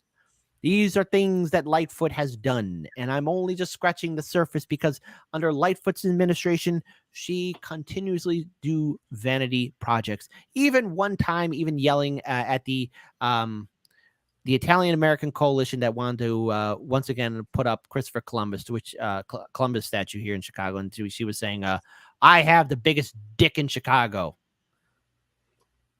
Yeah, I know. She talked about it. She said she had the biggest penis. There you go. She said it. That's what you got. Everybody watching. If you don't believe me, you got this Library of Alexandria right at your fingertips, right here. The Library of Alexandria. Go ahead. Look up Lightfoot and biggest dick, and you'll see that there's a phone conversation. She threatened. She was threatening. She had the biggest wang bone in all of Chicago, and she's going to be teaching courses. By the way, I hope nobody shows up. Zach the Celtics guy, you think I'm joking? I'm not. That sounds like a blurb on some dude's Grindr profile. I can say that because I'm gay. Wow. Jeez Louise. I'll be like, ma'am. Anyway, let me continue because I don't want to get myself in trouble. So it says the course will draw on her experiences leading Chicago through COVID, a pandemic that put enormous strain on every sector of the city and highlighted the city's endemic social problems. Lightfoot, who lost her bid for re-election, third place in February, drew on her pandemic leadership. Man, I was so happy. Sorry, I don't mean to cut you. I was so happy when sorry, I don't mean to cut you off. But look, I just got to chime in. Look, that February, that's the same February I lost my grandfather, right? And I was feeling really down. And at the end of that month, because I wish he was still around, I would have ran upstairs and said, "Hey, the leprechaun's gone, Grandpa." It was like the best news. Like that will forever be the worst February. But at the end of it, there was one small caveat. Lightfoot came in third place. And I was like, oh, I wish the old man could see this now. Wow. It ends, says, drew on her pandemic leadership as she appealed to voters, but her legacy on the issue is more mixed. So mixed, she came in third. Early in the pandemic, when Black Chicagoans were dying at 6 times the rate of whites, Lightfoot and her team, led by Dr. Allison Ardway, worked to address the startling disparity. They provided door-to-door outreach with masks and information in vulnerable communities, and when the jabs became available, prioritized them for South and West Side residents. But Lightfoot was also slow to take action when the pandemic spurred Illinois Governor J.B. the billionaire Pritzker to close schools and businesses across the state, following along only reluctantly. She later clashed with the governor over bar and restaurant rules and battled the Chicago Teachers Union in a push to return to in-person learning, even as she faced blowback over keeping the lakefront closed too long. Her supporters praised her effort to make Chicago the largest open city in America, but critics accused her of acting too hastily to loosen restrictions. Oh, I find it hilarious because she was actually implementing and calling for the police to have crackdowns on people who were having barbecues and house parties during the pandemic. You know, that pandemic impacted a lot of us, and I have to say again just how stupid all of it was. And you know, when my uncle and my grandfather were still alive, I was taking care of the job solo of taking care of them, to making sure that they would get food and everything else. And I remember wiping down everything, doing everything to take care of them. It's just, Wow. it's just the thing is this city. Then add on top of that, you have a mayor that's using the police force now to crack down on people's own right to at least somewhat return back to normal. And that should serve as a learning lesson that can never, ever again happen to us as a people, as a society. We cannot let that happen. Lightfoot, again, as somebody who talks about compassion and understanding, she lacks it throughout her entire body. She is somebody who, again, is going to be teaching a course about health and leadership. What can she teach us about leadership and the fact that she was always, in her perspective, in the right? She is the one that has helped exacerbate and call, not exacerbate, but let me I don't know why that word popped in my head. She's the one who chose to put more gasoline onto the fire of this city that is still ongoing and burning. The Chicago fire hasn't stopped. We have the unchecked marks of corruption, which continue to thrive under her administration. This is the same Lori Lightfoot who would time and again test the people's patience. She didn't help make things get better. She helped privatize so much more in the system, in the city. And it's caused a mass exodus, especially in Chicago. There was a mass exodus of Black people leaving our city.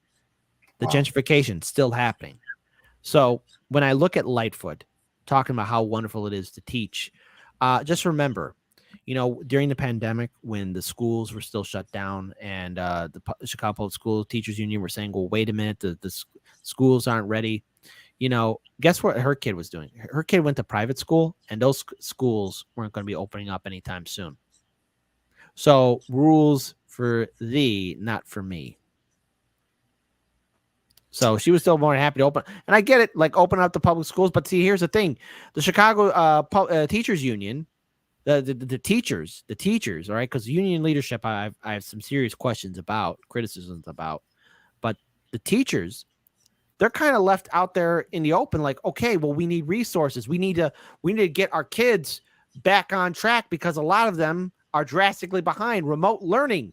The city's internet infrastructure is very pathetic. It is stupid.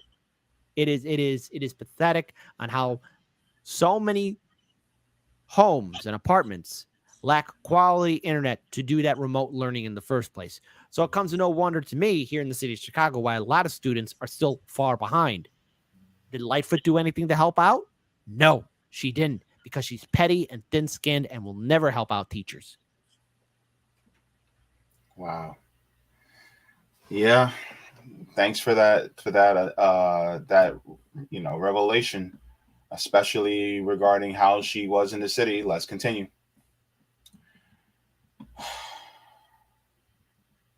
So this is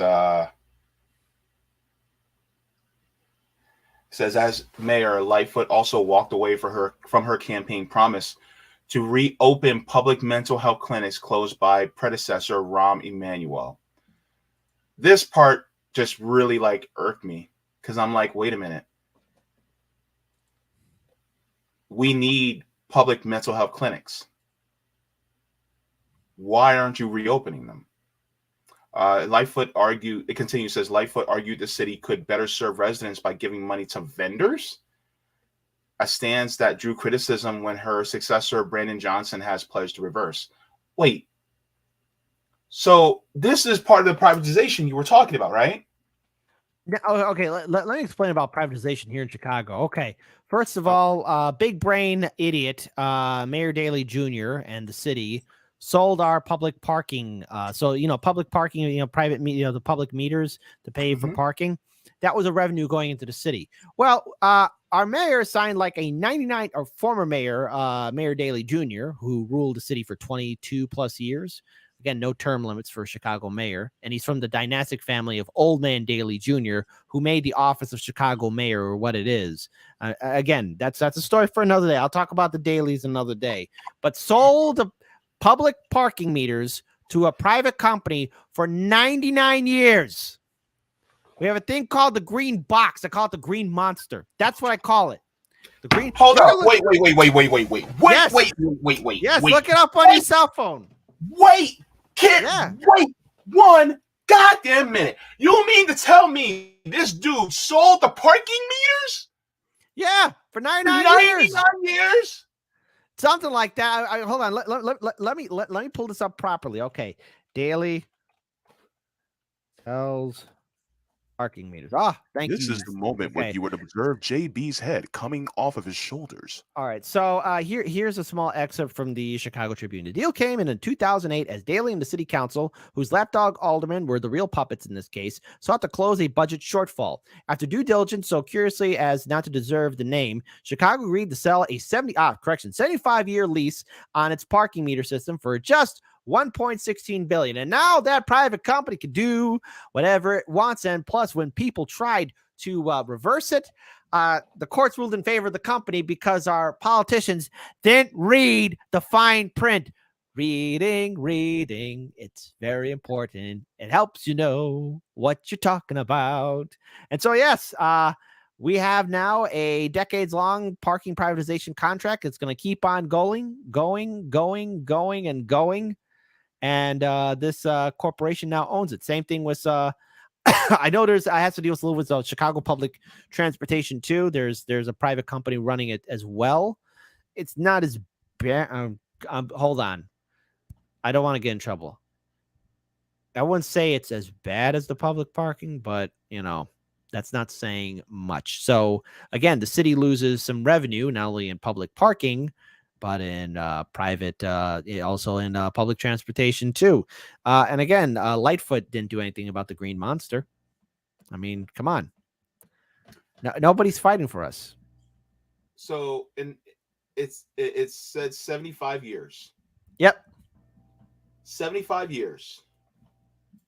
75 years. The parking meters in the city. So wait, hold on. Let's go find this out. We're gonna actually do a little bit of mathematics here. Hold on, because I can't do it off the top of my head. 2008 is when it happened. That was 2008. Yep. Oh my God, that was 15 years ago. So there's 60 years left. So yeah, we got until 2083 till the lease is up. Now I'll be an old man Kit. Old man Kit, I remember when parking was run by the public. Be quiet, old man. You don't know what you're talking about. I remember a time before the green boxes. Yeah, this old man doesn't know what he's talking about. You know what happened under Lightfoot's administration too, right? So, okay, what do you think is more important to Lightfoot? Funding our public schools, getting rid of the lead in the drinking water, reopening the mental health facilities, any corruption, or renaming a highway in the city? Which one do you think is more important? Option A or option B? Oh, that's right, Bad Cookies. You're right. That contract also auto renews. If they don't cancel the contract, it rolls over. So, yeah. So, all right. Harlan G is taking over the Jaybefaunt show. Hi, I'm your host, Kit Cabello. Usually we are live every Monday to Friday at 9 a.m. Central.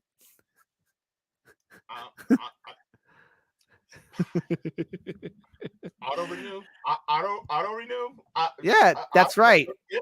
Because Yeah. I forgot that the politicians who signed that document didn't read it. Guess what happened to that $1.16 billion? It disappeared within 1 year.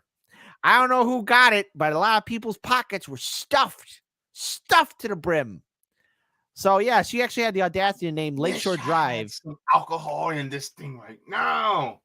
Let's see. Hold on. Lakeshore Drive. I want to get the name right now because Lakeshore Drive is actually called the Jean-Baptiste du Sable Drive. Now, for those who don't know who Jean-Baptiste du Sable is, he is one of the founding fathers of this city. In fact, it's because of him the city exists. And he's, again, what's interesting is that he is a black man. So a black man did help found Chicago. Now, they choose to name Lakeshore Drive, rename it into Jean-Baptiste du Sable Lakeshore Drive. Now, I'm all for honoring him, but give him a statue. Give him a place within City Hall as one of the key founding members. Okay, if you want to do that. But renaming Lakeshore Drive, you know, and again, I'm going to sound petty for this, but you take away the fun from it because Jean-Baptiste Lake du Sable Drive or Jean-Baptiste du Sable Lakeshore Drive, it's no longer fun as it used to be when it was just Lakeshore Drive. Hey, I was on LSD this morning. You're on LSD? No, yeah, Lakeshore Drive. Anyways, Petty was the names. But come on. The name Lakeshore Drive just rolls off easier. LSD. I was on LSD this evening. I was on LSD this afternoon. And boy, traffic was crazy. Mm-hmm. I was tripping balls on LSD. Anyway. So but my thing is that couldn't she have done both? Like, build a statue to one of the founding members of Chicago, but also, you know, propped up public school education, get rid of the lead in drinking water. Somehow, some way, she probably could have done that, right? You know, it's also interesting too when she could teach her a course about leadership. She could teach the course about leadership and being petty and health about being petty because during her last winter, what do you think she did and told the snowplowers what to do? A, help out communities or purposely keep snowmobiles and plowers away from certain communities that were critical of her because she also did that shit too. That's right. The snow machines were following orders. Certain places you guys can go and not go. That was also happening under her watch. Lightfoot, you must follow her orders. Following orders. All this BS about Lightfoot and finding all that out is stinking up my show. I gotta spray. She's stinking up my show. Oh, you know what else is great too? She could also teach her students on how to ignore when somebody gets shot in the back too. There was a unfortunate incident where, again, a kid who was running, he dropped the gun. He was weaponless, but he was shot in the back. And when Lightfoot went to address the press about the video, you want to know what she said? I don't really know what I saw. Now, I saw that video. It's difficult to watch. It's not easy to watch. But she said, I don't know what I saw. She didn't give any kind of comfort, but she did have time to raise the bridges up. Raise the bridges up in downtown Chicago. So that way there will be no rioting or anything like that. You know? That's what she had time to do. You know what? She knew how to cause people to get divided even more so because, okay, I get it. During the George Floyd protests, there was a lot of rioting. There was a lot of people upset with police brutality. It's understandable, right? And Chicago has a long, sad history of political corruption, police corruption across the board. Hell, we're the most corrupt city in the United States. We're number 2 when it comes down to Washington, D.C. added into that mix. But she helped cause the divide even further. She caused communities to go against each other even further. That's the problem with Lightfoot. She is an expert in just causing anger, bitterness, resentment, because she is angry, bitter, and resentful. She is the last person who ever should have become mayor. You know, kid, I have a lot of respect for you and love for you, and I love whenever you come on. Yeah. But then you tell me these stories about Chicago, and then I want to rage quit my own show. I got something I want to share with you. Oh God. He's like, oh, hold my beer. Yes, I'm trying to find it, and I hope I can. Yes. No, is that it? No, hold on. I hope that's it. Wait, where? Oh God. Oh my goodness. Come on. I should have had this at the ready. It's Hold on. okay. Wait. You don't Yes, I found it. I found it. This was 2019. This was 2019. Okay, so everyone lay off me 4 years ago. Actually, no, 2018. At the first Chicago Mayoral Forum. Put it in the private chat. I think I might have showed this to you once before, but in case you forgot, it's brand new to you now too. Don't worry, it happens with age. Everything's new to you as the older you get. Enjoy it. It has to deal with the election for mayor in 2019. Nothing has changed. And I have a lot of criticism towards Brandon Johnson, but that's a story for another day. But something for people to laugh at. Something for people to laugh at. It's in the private chat. Everyone take it easy, though. And you can play it. It's from Hardlands Media. It's our coverage.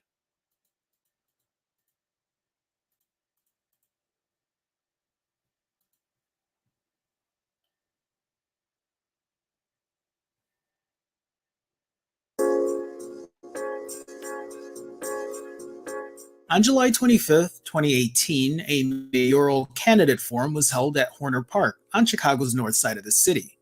9 candidates showed, except for one. Mayor Rahm Emanuel. Yet again, Mayor Rahm Emanuel is not here. Again, he's not really participating in these forums or debates as well as previous other forums. What kind of statement do you want to make? What is your response for Mayor Emanuel's lack of participating in these forums and debates?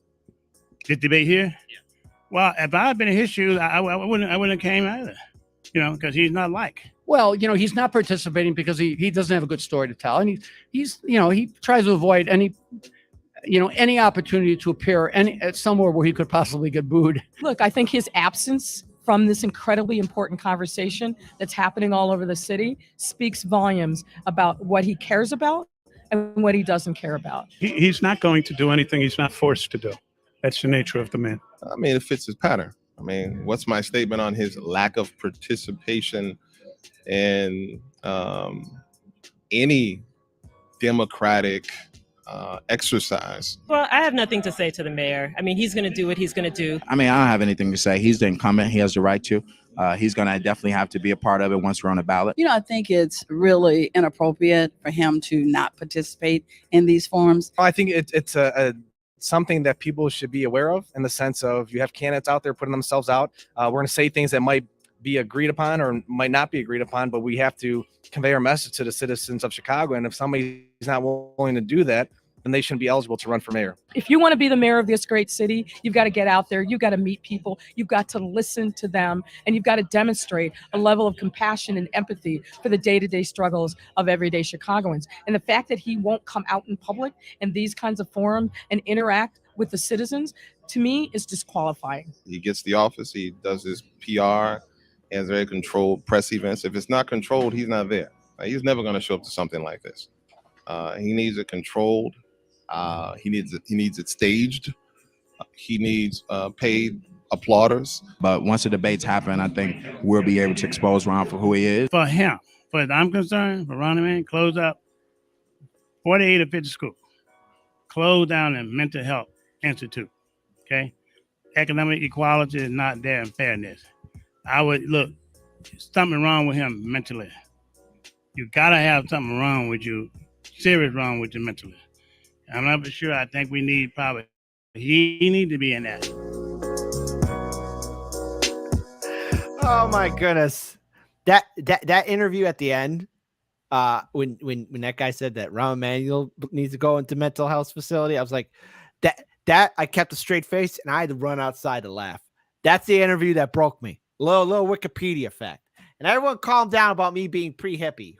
Danny's saying, who's that young kid holding the mic? That was me.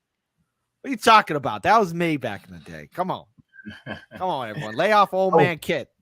That was a baby kit. Man. By the way, just for anybody who's curious, Rahm Emanuel was actually he was the chief of staff for President Obama during the Obama administration. Not the entire part of the administration. I think he left in 2012. I think if I'm correct, but Yep, he was. He left like around I think 2012 or 2013, and yeah, well, because the city election was happening in 2015. Yes, the city election was happening in 2015. That was the mayoral run. And no. Correction. 2013 he won. 2015 was the second mayoral run. That was the second term. He didn't run again in 2019, which was unheard of, but it had to deal with Laquan McDonald's shooting and how his administration covered up the shooting of that black man. Gotcha. And it's kind of rich hearing them criticize Rahm Emanuel like this, especially Lori Lightfoot, because it sounded a lot like the criticisms about her, right? Yep. And now Rahm Emanuel's ambassador of Japan. So maybe, I don't know, Lightfoot could eventually get an ambassadorship too. What would she get an ambassadorship to? The Muppet Show? Hi, this is Kermit the Frog here, president of Kermit Land. Kermit. Waka, waka, waka. No, let me stop. Because the thing is that, you know,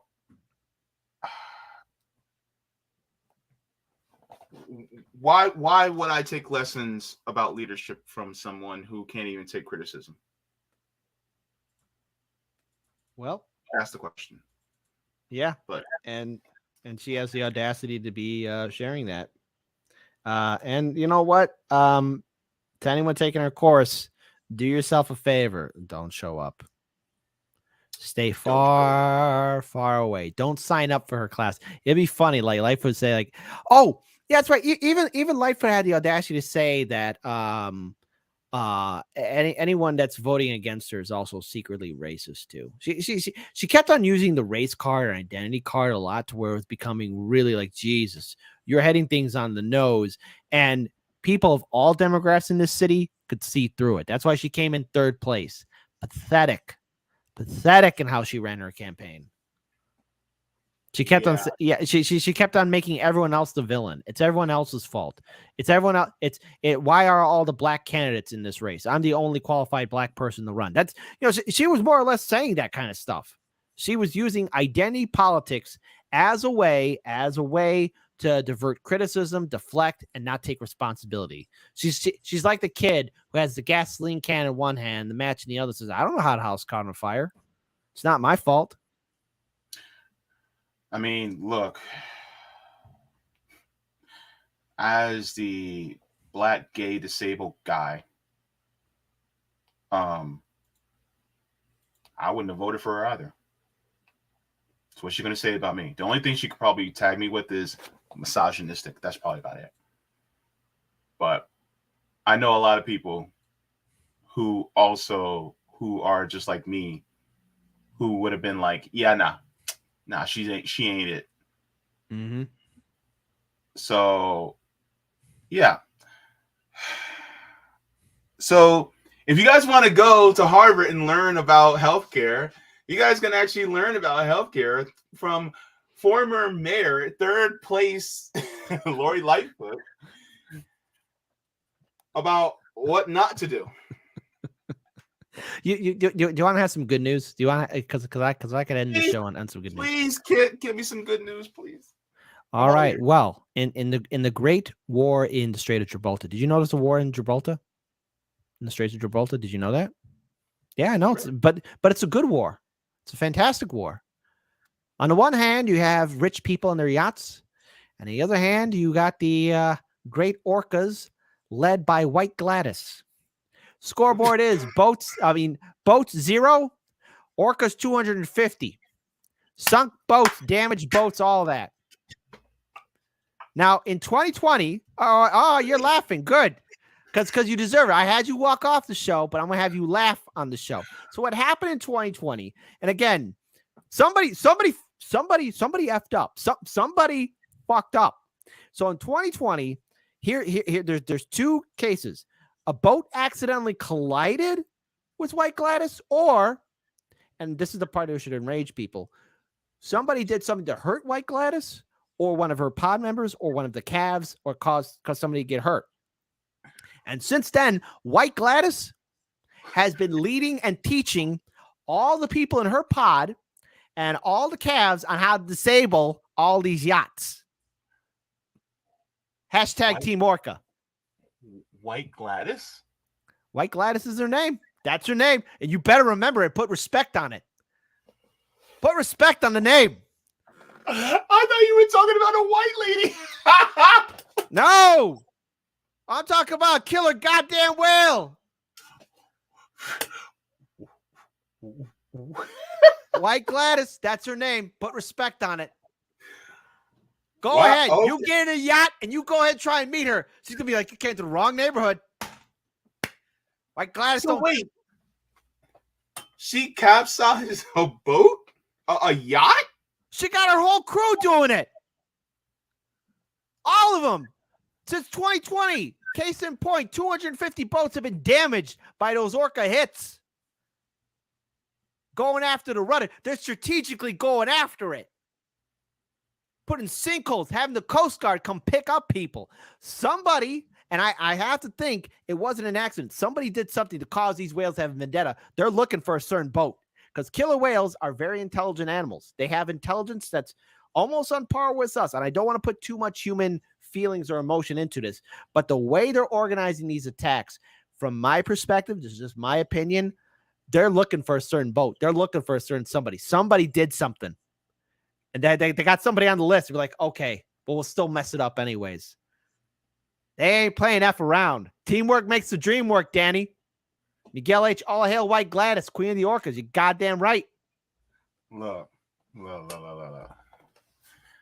I hope who they're looking for is a billionaire. Well, somebody in my Twitter, and so I posted the score: Orcas 250, boats 0. And somebody named Vernacular wrote, "We've required your next target," and it's Jeff Bezos' yacht. Hey, Orcas, he might not have been the person that hurt you, but you gotta do us a solid, Orcas. But like I said, boat masters, ship dock masters, you need to open up your books and find out who did something to an orca. Because the thing is, there's a lot of tourism around that area in the Straits of Gibraltar, right? And a lot of people wouldn't see the sharks. And the orcas hunt those sharks, right? And I think somebody might have done something to hurt one of the calves or one of the orcas, and they were like, we're not going to take this anymore. And White Gladys has been teaching all the other orcas how to do this. It's just not her. It's not just her one person army. She is leading an army. So there's going to be other orcas that will teach us to other orcas that will teach us to other orcas. Okay? So somebody did something. They're on a list. That's why 2 weeks ago we had another movie night. We watched the film Orca 1977, and there's a scene. I don't want to. Have you seen it, Orca? No, I haven't. All right, I don't want to spoil it then, but there's a scene where a dock master says to the person who the orca is after, like, we saw an orca in the dock. You should go there. So basically what he's saying is like, hey, that orca says meet him at the dock because that guy did something to make that orca angry. People have called that film like a Jaws ripoff. It ain't. See, Jaws is just an eating machine going after random people. That orca was on a mission. I'm after one person. And there's a scene where the guy shows up at the dock and he's like, knew there wasn't any orca. And the orca shows up. It's like, hey, here I am. And let's just say that orca took out an oil refinery center, not in water, not one of those platforms. That orca found out a way to take it out on dry land. Yeah, that's right. That orca was an actual organizer. So that's why I got to say, somebody did something. No one in the chat spoil it for JB. He should check out Orca. Okay. But again, the scene is very disturbing. Look, there's a reason why that orca was on a path of revenge. If a particular ultra wealthy corporate dictator that had the likeness of Lex Luthor somehow got their boat capsized by an orca, I would be like, yeah, they just got Shamu'd. Yeah. Hashtag the injustice to Shamu and to all the other orcas that were in SeaWorld, man. Those animals don't need to be in that is torture. But anyways, more on that. But yeah, but the thing is, just 2 days ago, a yacht was dragged around like a rag doll by those orcas, because there's video of it now, and it's showing like it's pretty scary, because you see the orcas circling around thing and they're hitting it, ramming it. They're doing coordinated attacks. Somebody did something.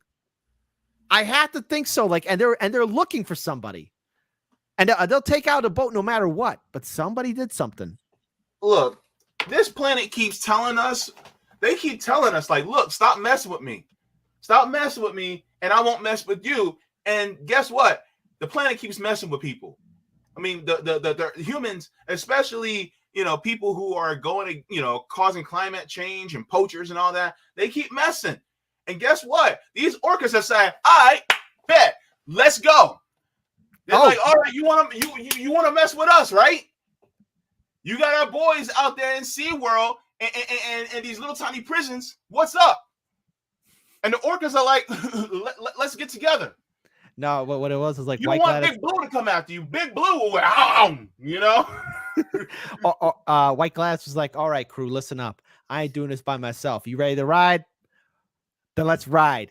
And Miguel H. writes, I will look for you, I will find you, and I will kill you. White Gladys is some yacht dude. I'm like, because again, people search for Bolta. Look, none of this would have happened unless you guys find out what happened in 2020. Somebody did something. Somebody isn't fessing up. Now, it's easy to be angry at the whales, like, oh no, my boat. Well, first of all, your boat wouldn't be screwed up if somebody didn't F around, and they found out. Bad Cookie says, you trust me, White Gladys? White Gladys is part of that coalition. I trust her. Oh my God.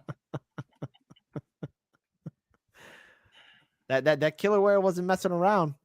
And if you get time, look on social media. You'll see it. There's this one scene, or not one scene. There's this one video that's up where this boat is trying to outrun the whales, and there's like these two big killer whales jump out of the water, and there's like they're purposely trying to chase this thing down and take it out. Mm-hmm.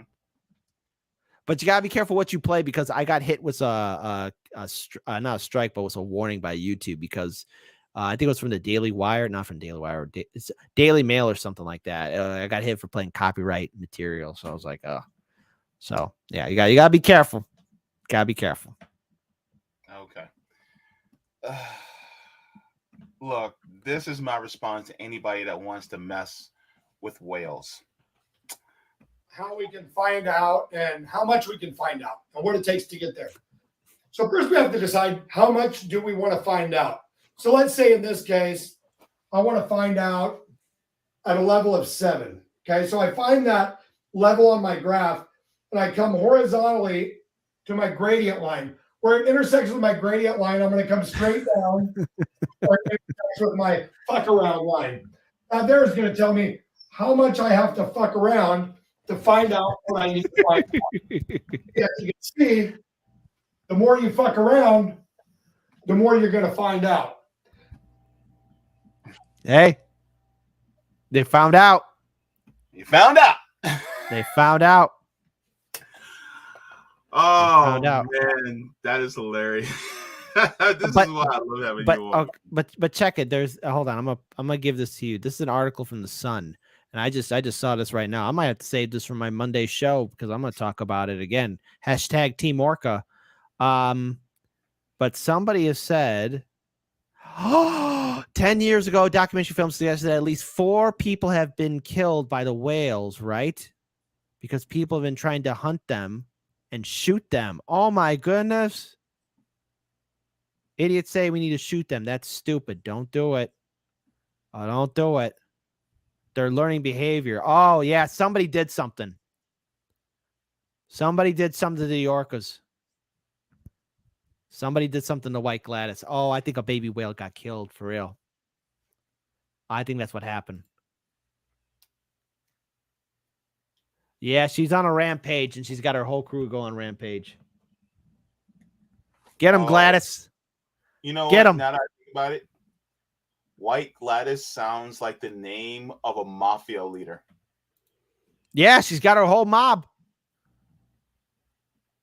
Oh, you know, I'm just thinking of some lady going, if they come over here, they're gonna really be sleeping with the fishes by the time I'm done with them. Nah, White Gladys. White Gladys is that very rare moment in history where you see a lady gangster step up, and I mean, she truly steps up. She's like, no peace with the humans. I choose violence. There will be no peace. She is an organizer. Mama White Gladys ain't playing around. Oh my gosh. I'm telling y'all.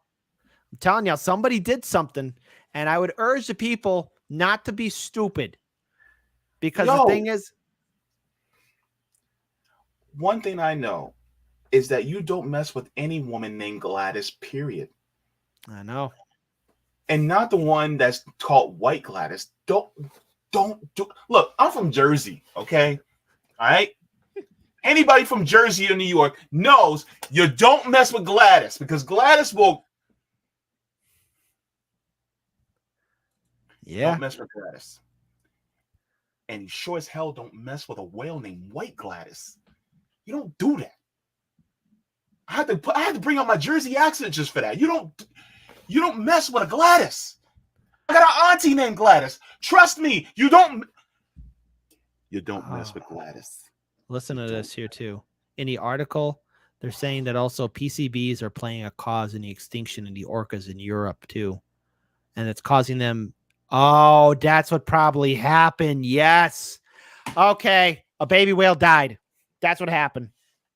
A baby whale died. It had to have happened. You did. I'm staying away from because the orcas are having a hard time breeding because of some of these PCBs that are in the water. Oh, okay. Yeah. And so having a child, because the orcas take a longer time for gestation for the babies to be developed. Somebody did something. So yep, that's Miguel Aitzen solved the mystery. It's the only motive. The whale is in grief because it's impossible for them to have children, probably, or it's really causing stress on them with the chemicals that the people are putting into the waters in Europe. You know what? Not to mention the overfishing. You know what? That honestly, I'm being serious right now. That's really that saddens me. That saddens the hell out of me, man. So a baby whale died. Yeah. These animals. And correction, the score is a little bit higher now. I'm sorry. It is believed that since 2020, more than 500 boats have been damaged by the orcas off the coast of Spain and Portugal, with 3 being sunk. Well, goddamn. Somebody did something.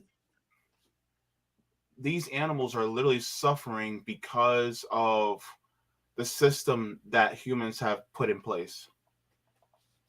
This is sad, man. Yeah.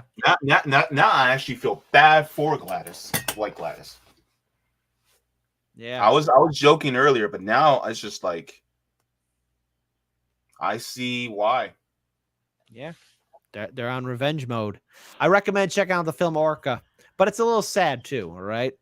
But again, that scene where it's like, yeah, like the union, yeah, and it was the union guy who was in charge of the docks, right? He was because he wasn't out there when the incident took place, but it's like, listen, we saw a killer whale follow you, and that whale's now in the docks. You should show up there. Like, again, because the union guy is like, hey, all my people are right now wondering, what's this whale doing here? This whale followed your boat. You should go out there. And the guy who caused some beef with the whale goes out there. He's like looking around. Oh, there ain't nothing. There ain't nothing. Then all of a sudden, the water starts moving. He looks, laughs it off, dismisses it, then turns around. There's that whale saying, here I am. Here I am at the docks. Meet me out there. And people are trying to, again, that scene where he blows up the refinery. I'm like, God damn, that whale was like, probably all the animals in the sea, even Ariel's like, Orca, listen, you can't do it. You can't cause the humans any more problems. Some of their stuff is on dry land. Orca's like, hey, get out your smartphones. Watch this. there's probably a crab there, like filming it. Like, God damn, he sure showed me. God damn, I got. Goodness gracious, man. Told you we were gonna have fun. Man. Threw in a bonus story. I shouldn't have done that, but there you go. But it was a good story. I appreciate you talking about it. But man, look, I am so happy you joined. This actually went longer than I expected, but anytime with you, Kit, is always a great time. It was a great time. Oh man. So just to let everybody know, what can they find you? Because I already have the links in the description, but put it out there. Oh, for Hard Lens Media, where they can find us? Well, Hard Lens Media is on YouTube, Odyssey, Rockfin, Rumble, and Twitch. We are live now every Monday through Friday, 9 a.m. in the morning. So start your morning right and righteously angry as Hard Lens Media. Pour some whiskey in your coffee, grab a mimosa, smoke a bowl, do some shrooms, chew on some cocoa leaves, whatever you need to do to get you through the morning. And if your boss gives you trouble, tell him to F off. And if it's your day off on that day, then dance off, pants off, and chill with Hard Lens Media. Thank you so much, Kit. Thanks a lot for joining. It's always an honor and a pleasure to have you on, man. And keep up the great work you're doing over there at Hard Lens Media and in the beautiful Chicago. And hopefully we can change this system so that Chicago will be just a better place for everyone, just like the rest of this country. I want it to be a better place for everybody. Mm-hmm. So right on. Yep. And by the way, just a side note, look, White Gladys, I know you got beef with humans, but some humans are on your side. There's a boat that belongs to a certain guy named Bezos. I'm saying you might want to get your whole crew to go ahead and take it out. Just if it's around the area, we will try and find out who did the damage to you. But if you could take care of that boat, you'll be doing us a solid, White Gladys. And maybe we could come up with a peace deal. Maybe. I hope. Yep. Gladys came out here and said so long and thanks for all the fish. Anyway. All right. Take care, Kit. Farewell. All right. Bye. Oh, man. White Gladys got an vendetta. Oh, my gosh. Okay. So let me go to get to see everybody that's in the Rockfin side. Get to see you, Dave Burt, as well. Thank you so much for joining. Let me go to the chat real quick before I go. You guys are hilarious. All right. Bad Cookies says, yes, microplastics are plastics in drinking water that can be removed by regular filtering process. It's even worse in seawater that is never cleaned or filtered. Yeah, I know a lot of microplastics are actually getting into the bodies of us as humans, and it can even cause fertility issues and things like that, among a bunch of other things. So yeah. This really just goes to show that, we really have to start taking care of our environment because, it's affecting the animals around us. And the thing is that, it's affecting the plants and animals around us. And if the plants and animals don't, have a means to survive, then we don't have a means to survive at all. So I think this is really an important thing, because if orcas are now declaring a war on humans, we need to stop the humans that are causing all this mess. I'm just saying. So, yeah. Anywho, thanks to Kit for joining. hopefully, we can get an update that, White Gladys White Gladys, has closure. I'll just put it that way. All right. So Gamer says, yep, sadly, microplastics are in tons of food and drinks and processed food. Yeah, I've been trying to stay away from processed food. I've been doing a lot of smoothie drinking and things like that. So hopefully I can diminish the amount of microplastics. Grigor says, Jaybefaunt, where can I get a t-shirt like yours? Back in the day when we did have a merch store, it was at the time FHO.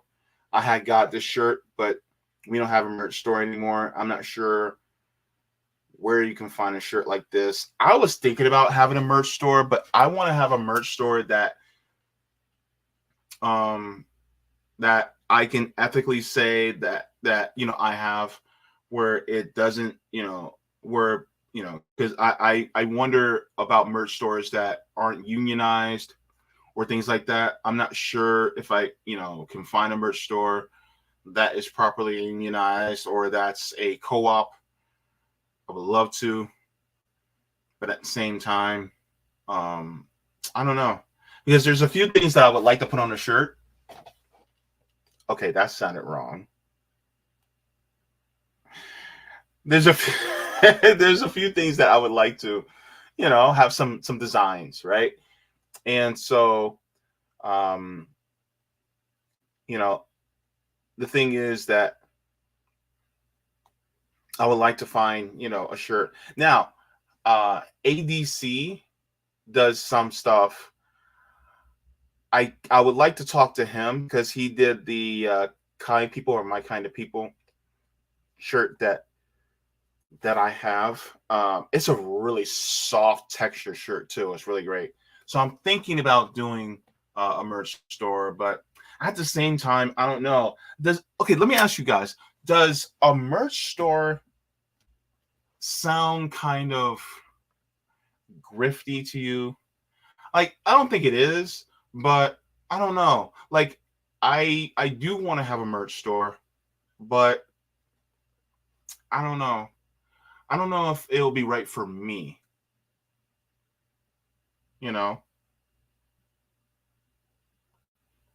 So what do you guys think? Because if I do a merch store, I want to go with a company that is either well unionized or a worker co-op.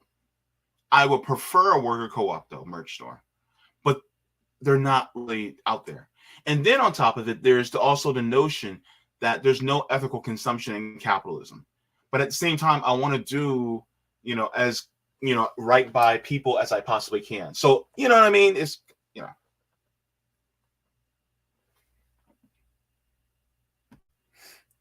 Marco says, how about the Umbrella RV and merch store? That's an option, Grigor says, not at all. I have a redacted hat.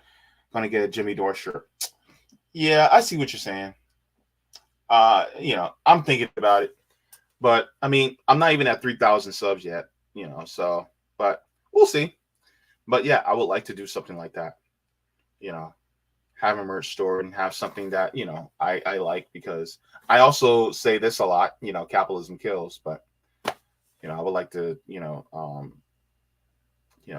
I will also like to do some other sayings that I typically say. So we'll see. Miguel says, if people demand it, it's for a reason. Sorry Fairies says, Bestie, your determination to only work with an ethical company makes this not a grift. Oh, thank you. I appreciate that. Yeah. Gamer for Life says, I got him. So I got HL. Oh, Harlan. I got a Harlan's Media shirt and a Convo Couch sweater. Oh, nice. Okay. Hen Steve says, use good cotton. My skin can't breathe in polyester. Gotcha. Well said. Oh, and Zach the Celtics guy says, I'm a big fan of you, Kit. I love your show, man. Oh, I meant to share that with him before he left. But yeah, thank you so much, Zach the Celtics guy. Is it Celtics or Celtics? I always get that wrong. Oh well, I'll get it right some way, somehow, some way, someday.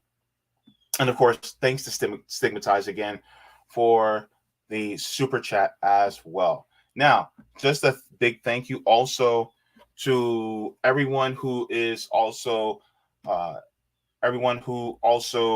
subscribed to my Substack.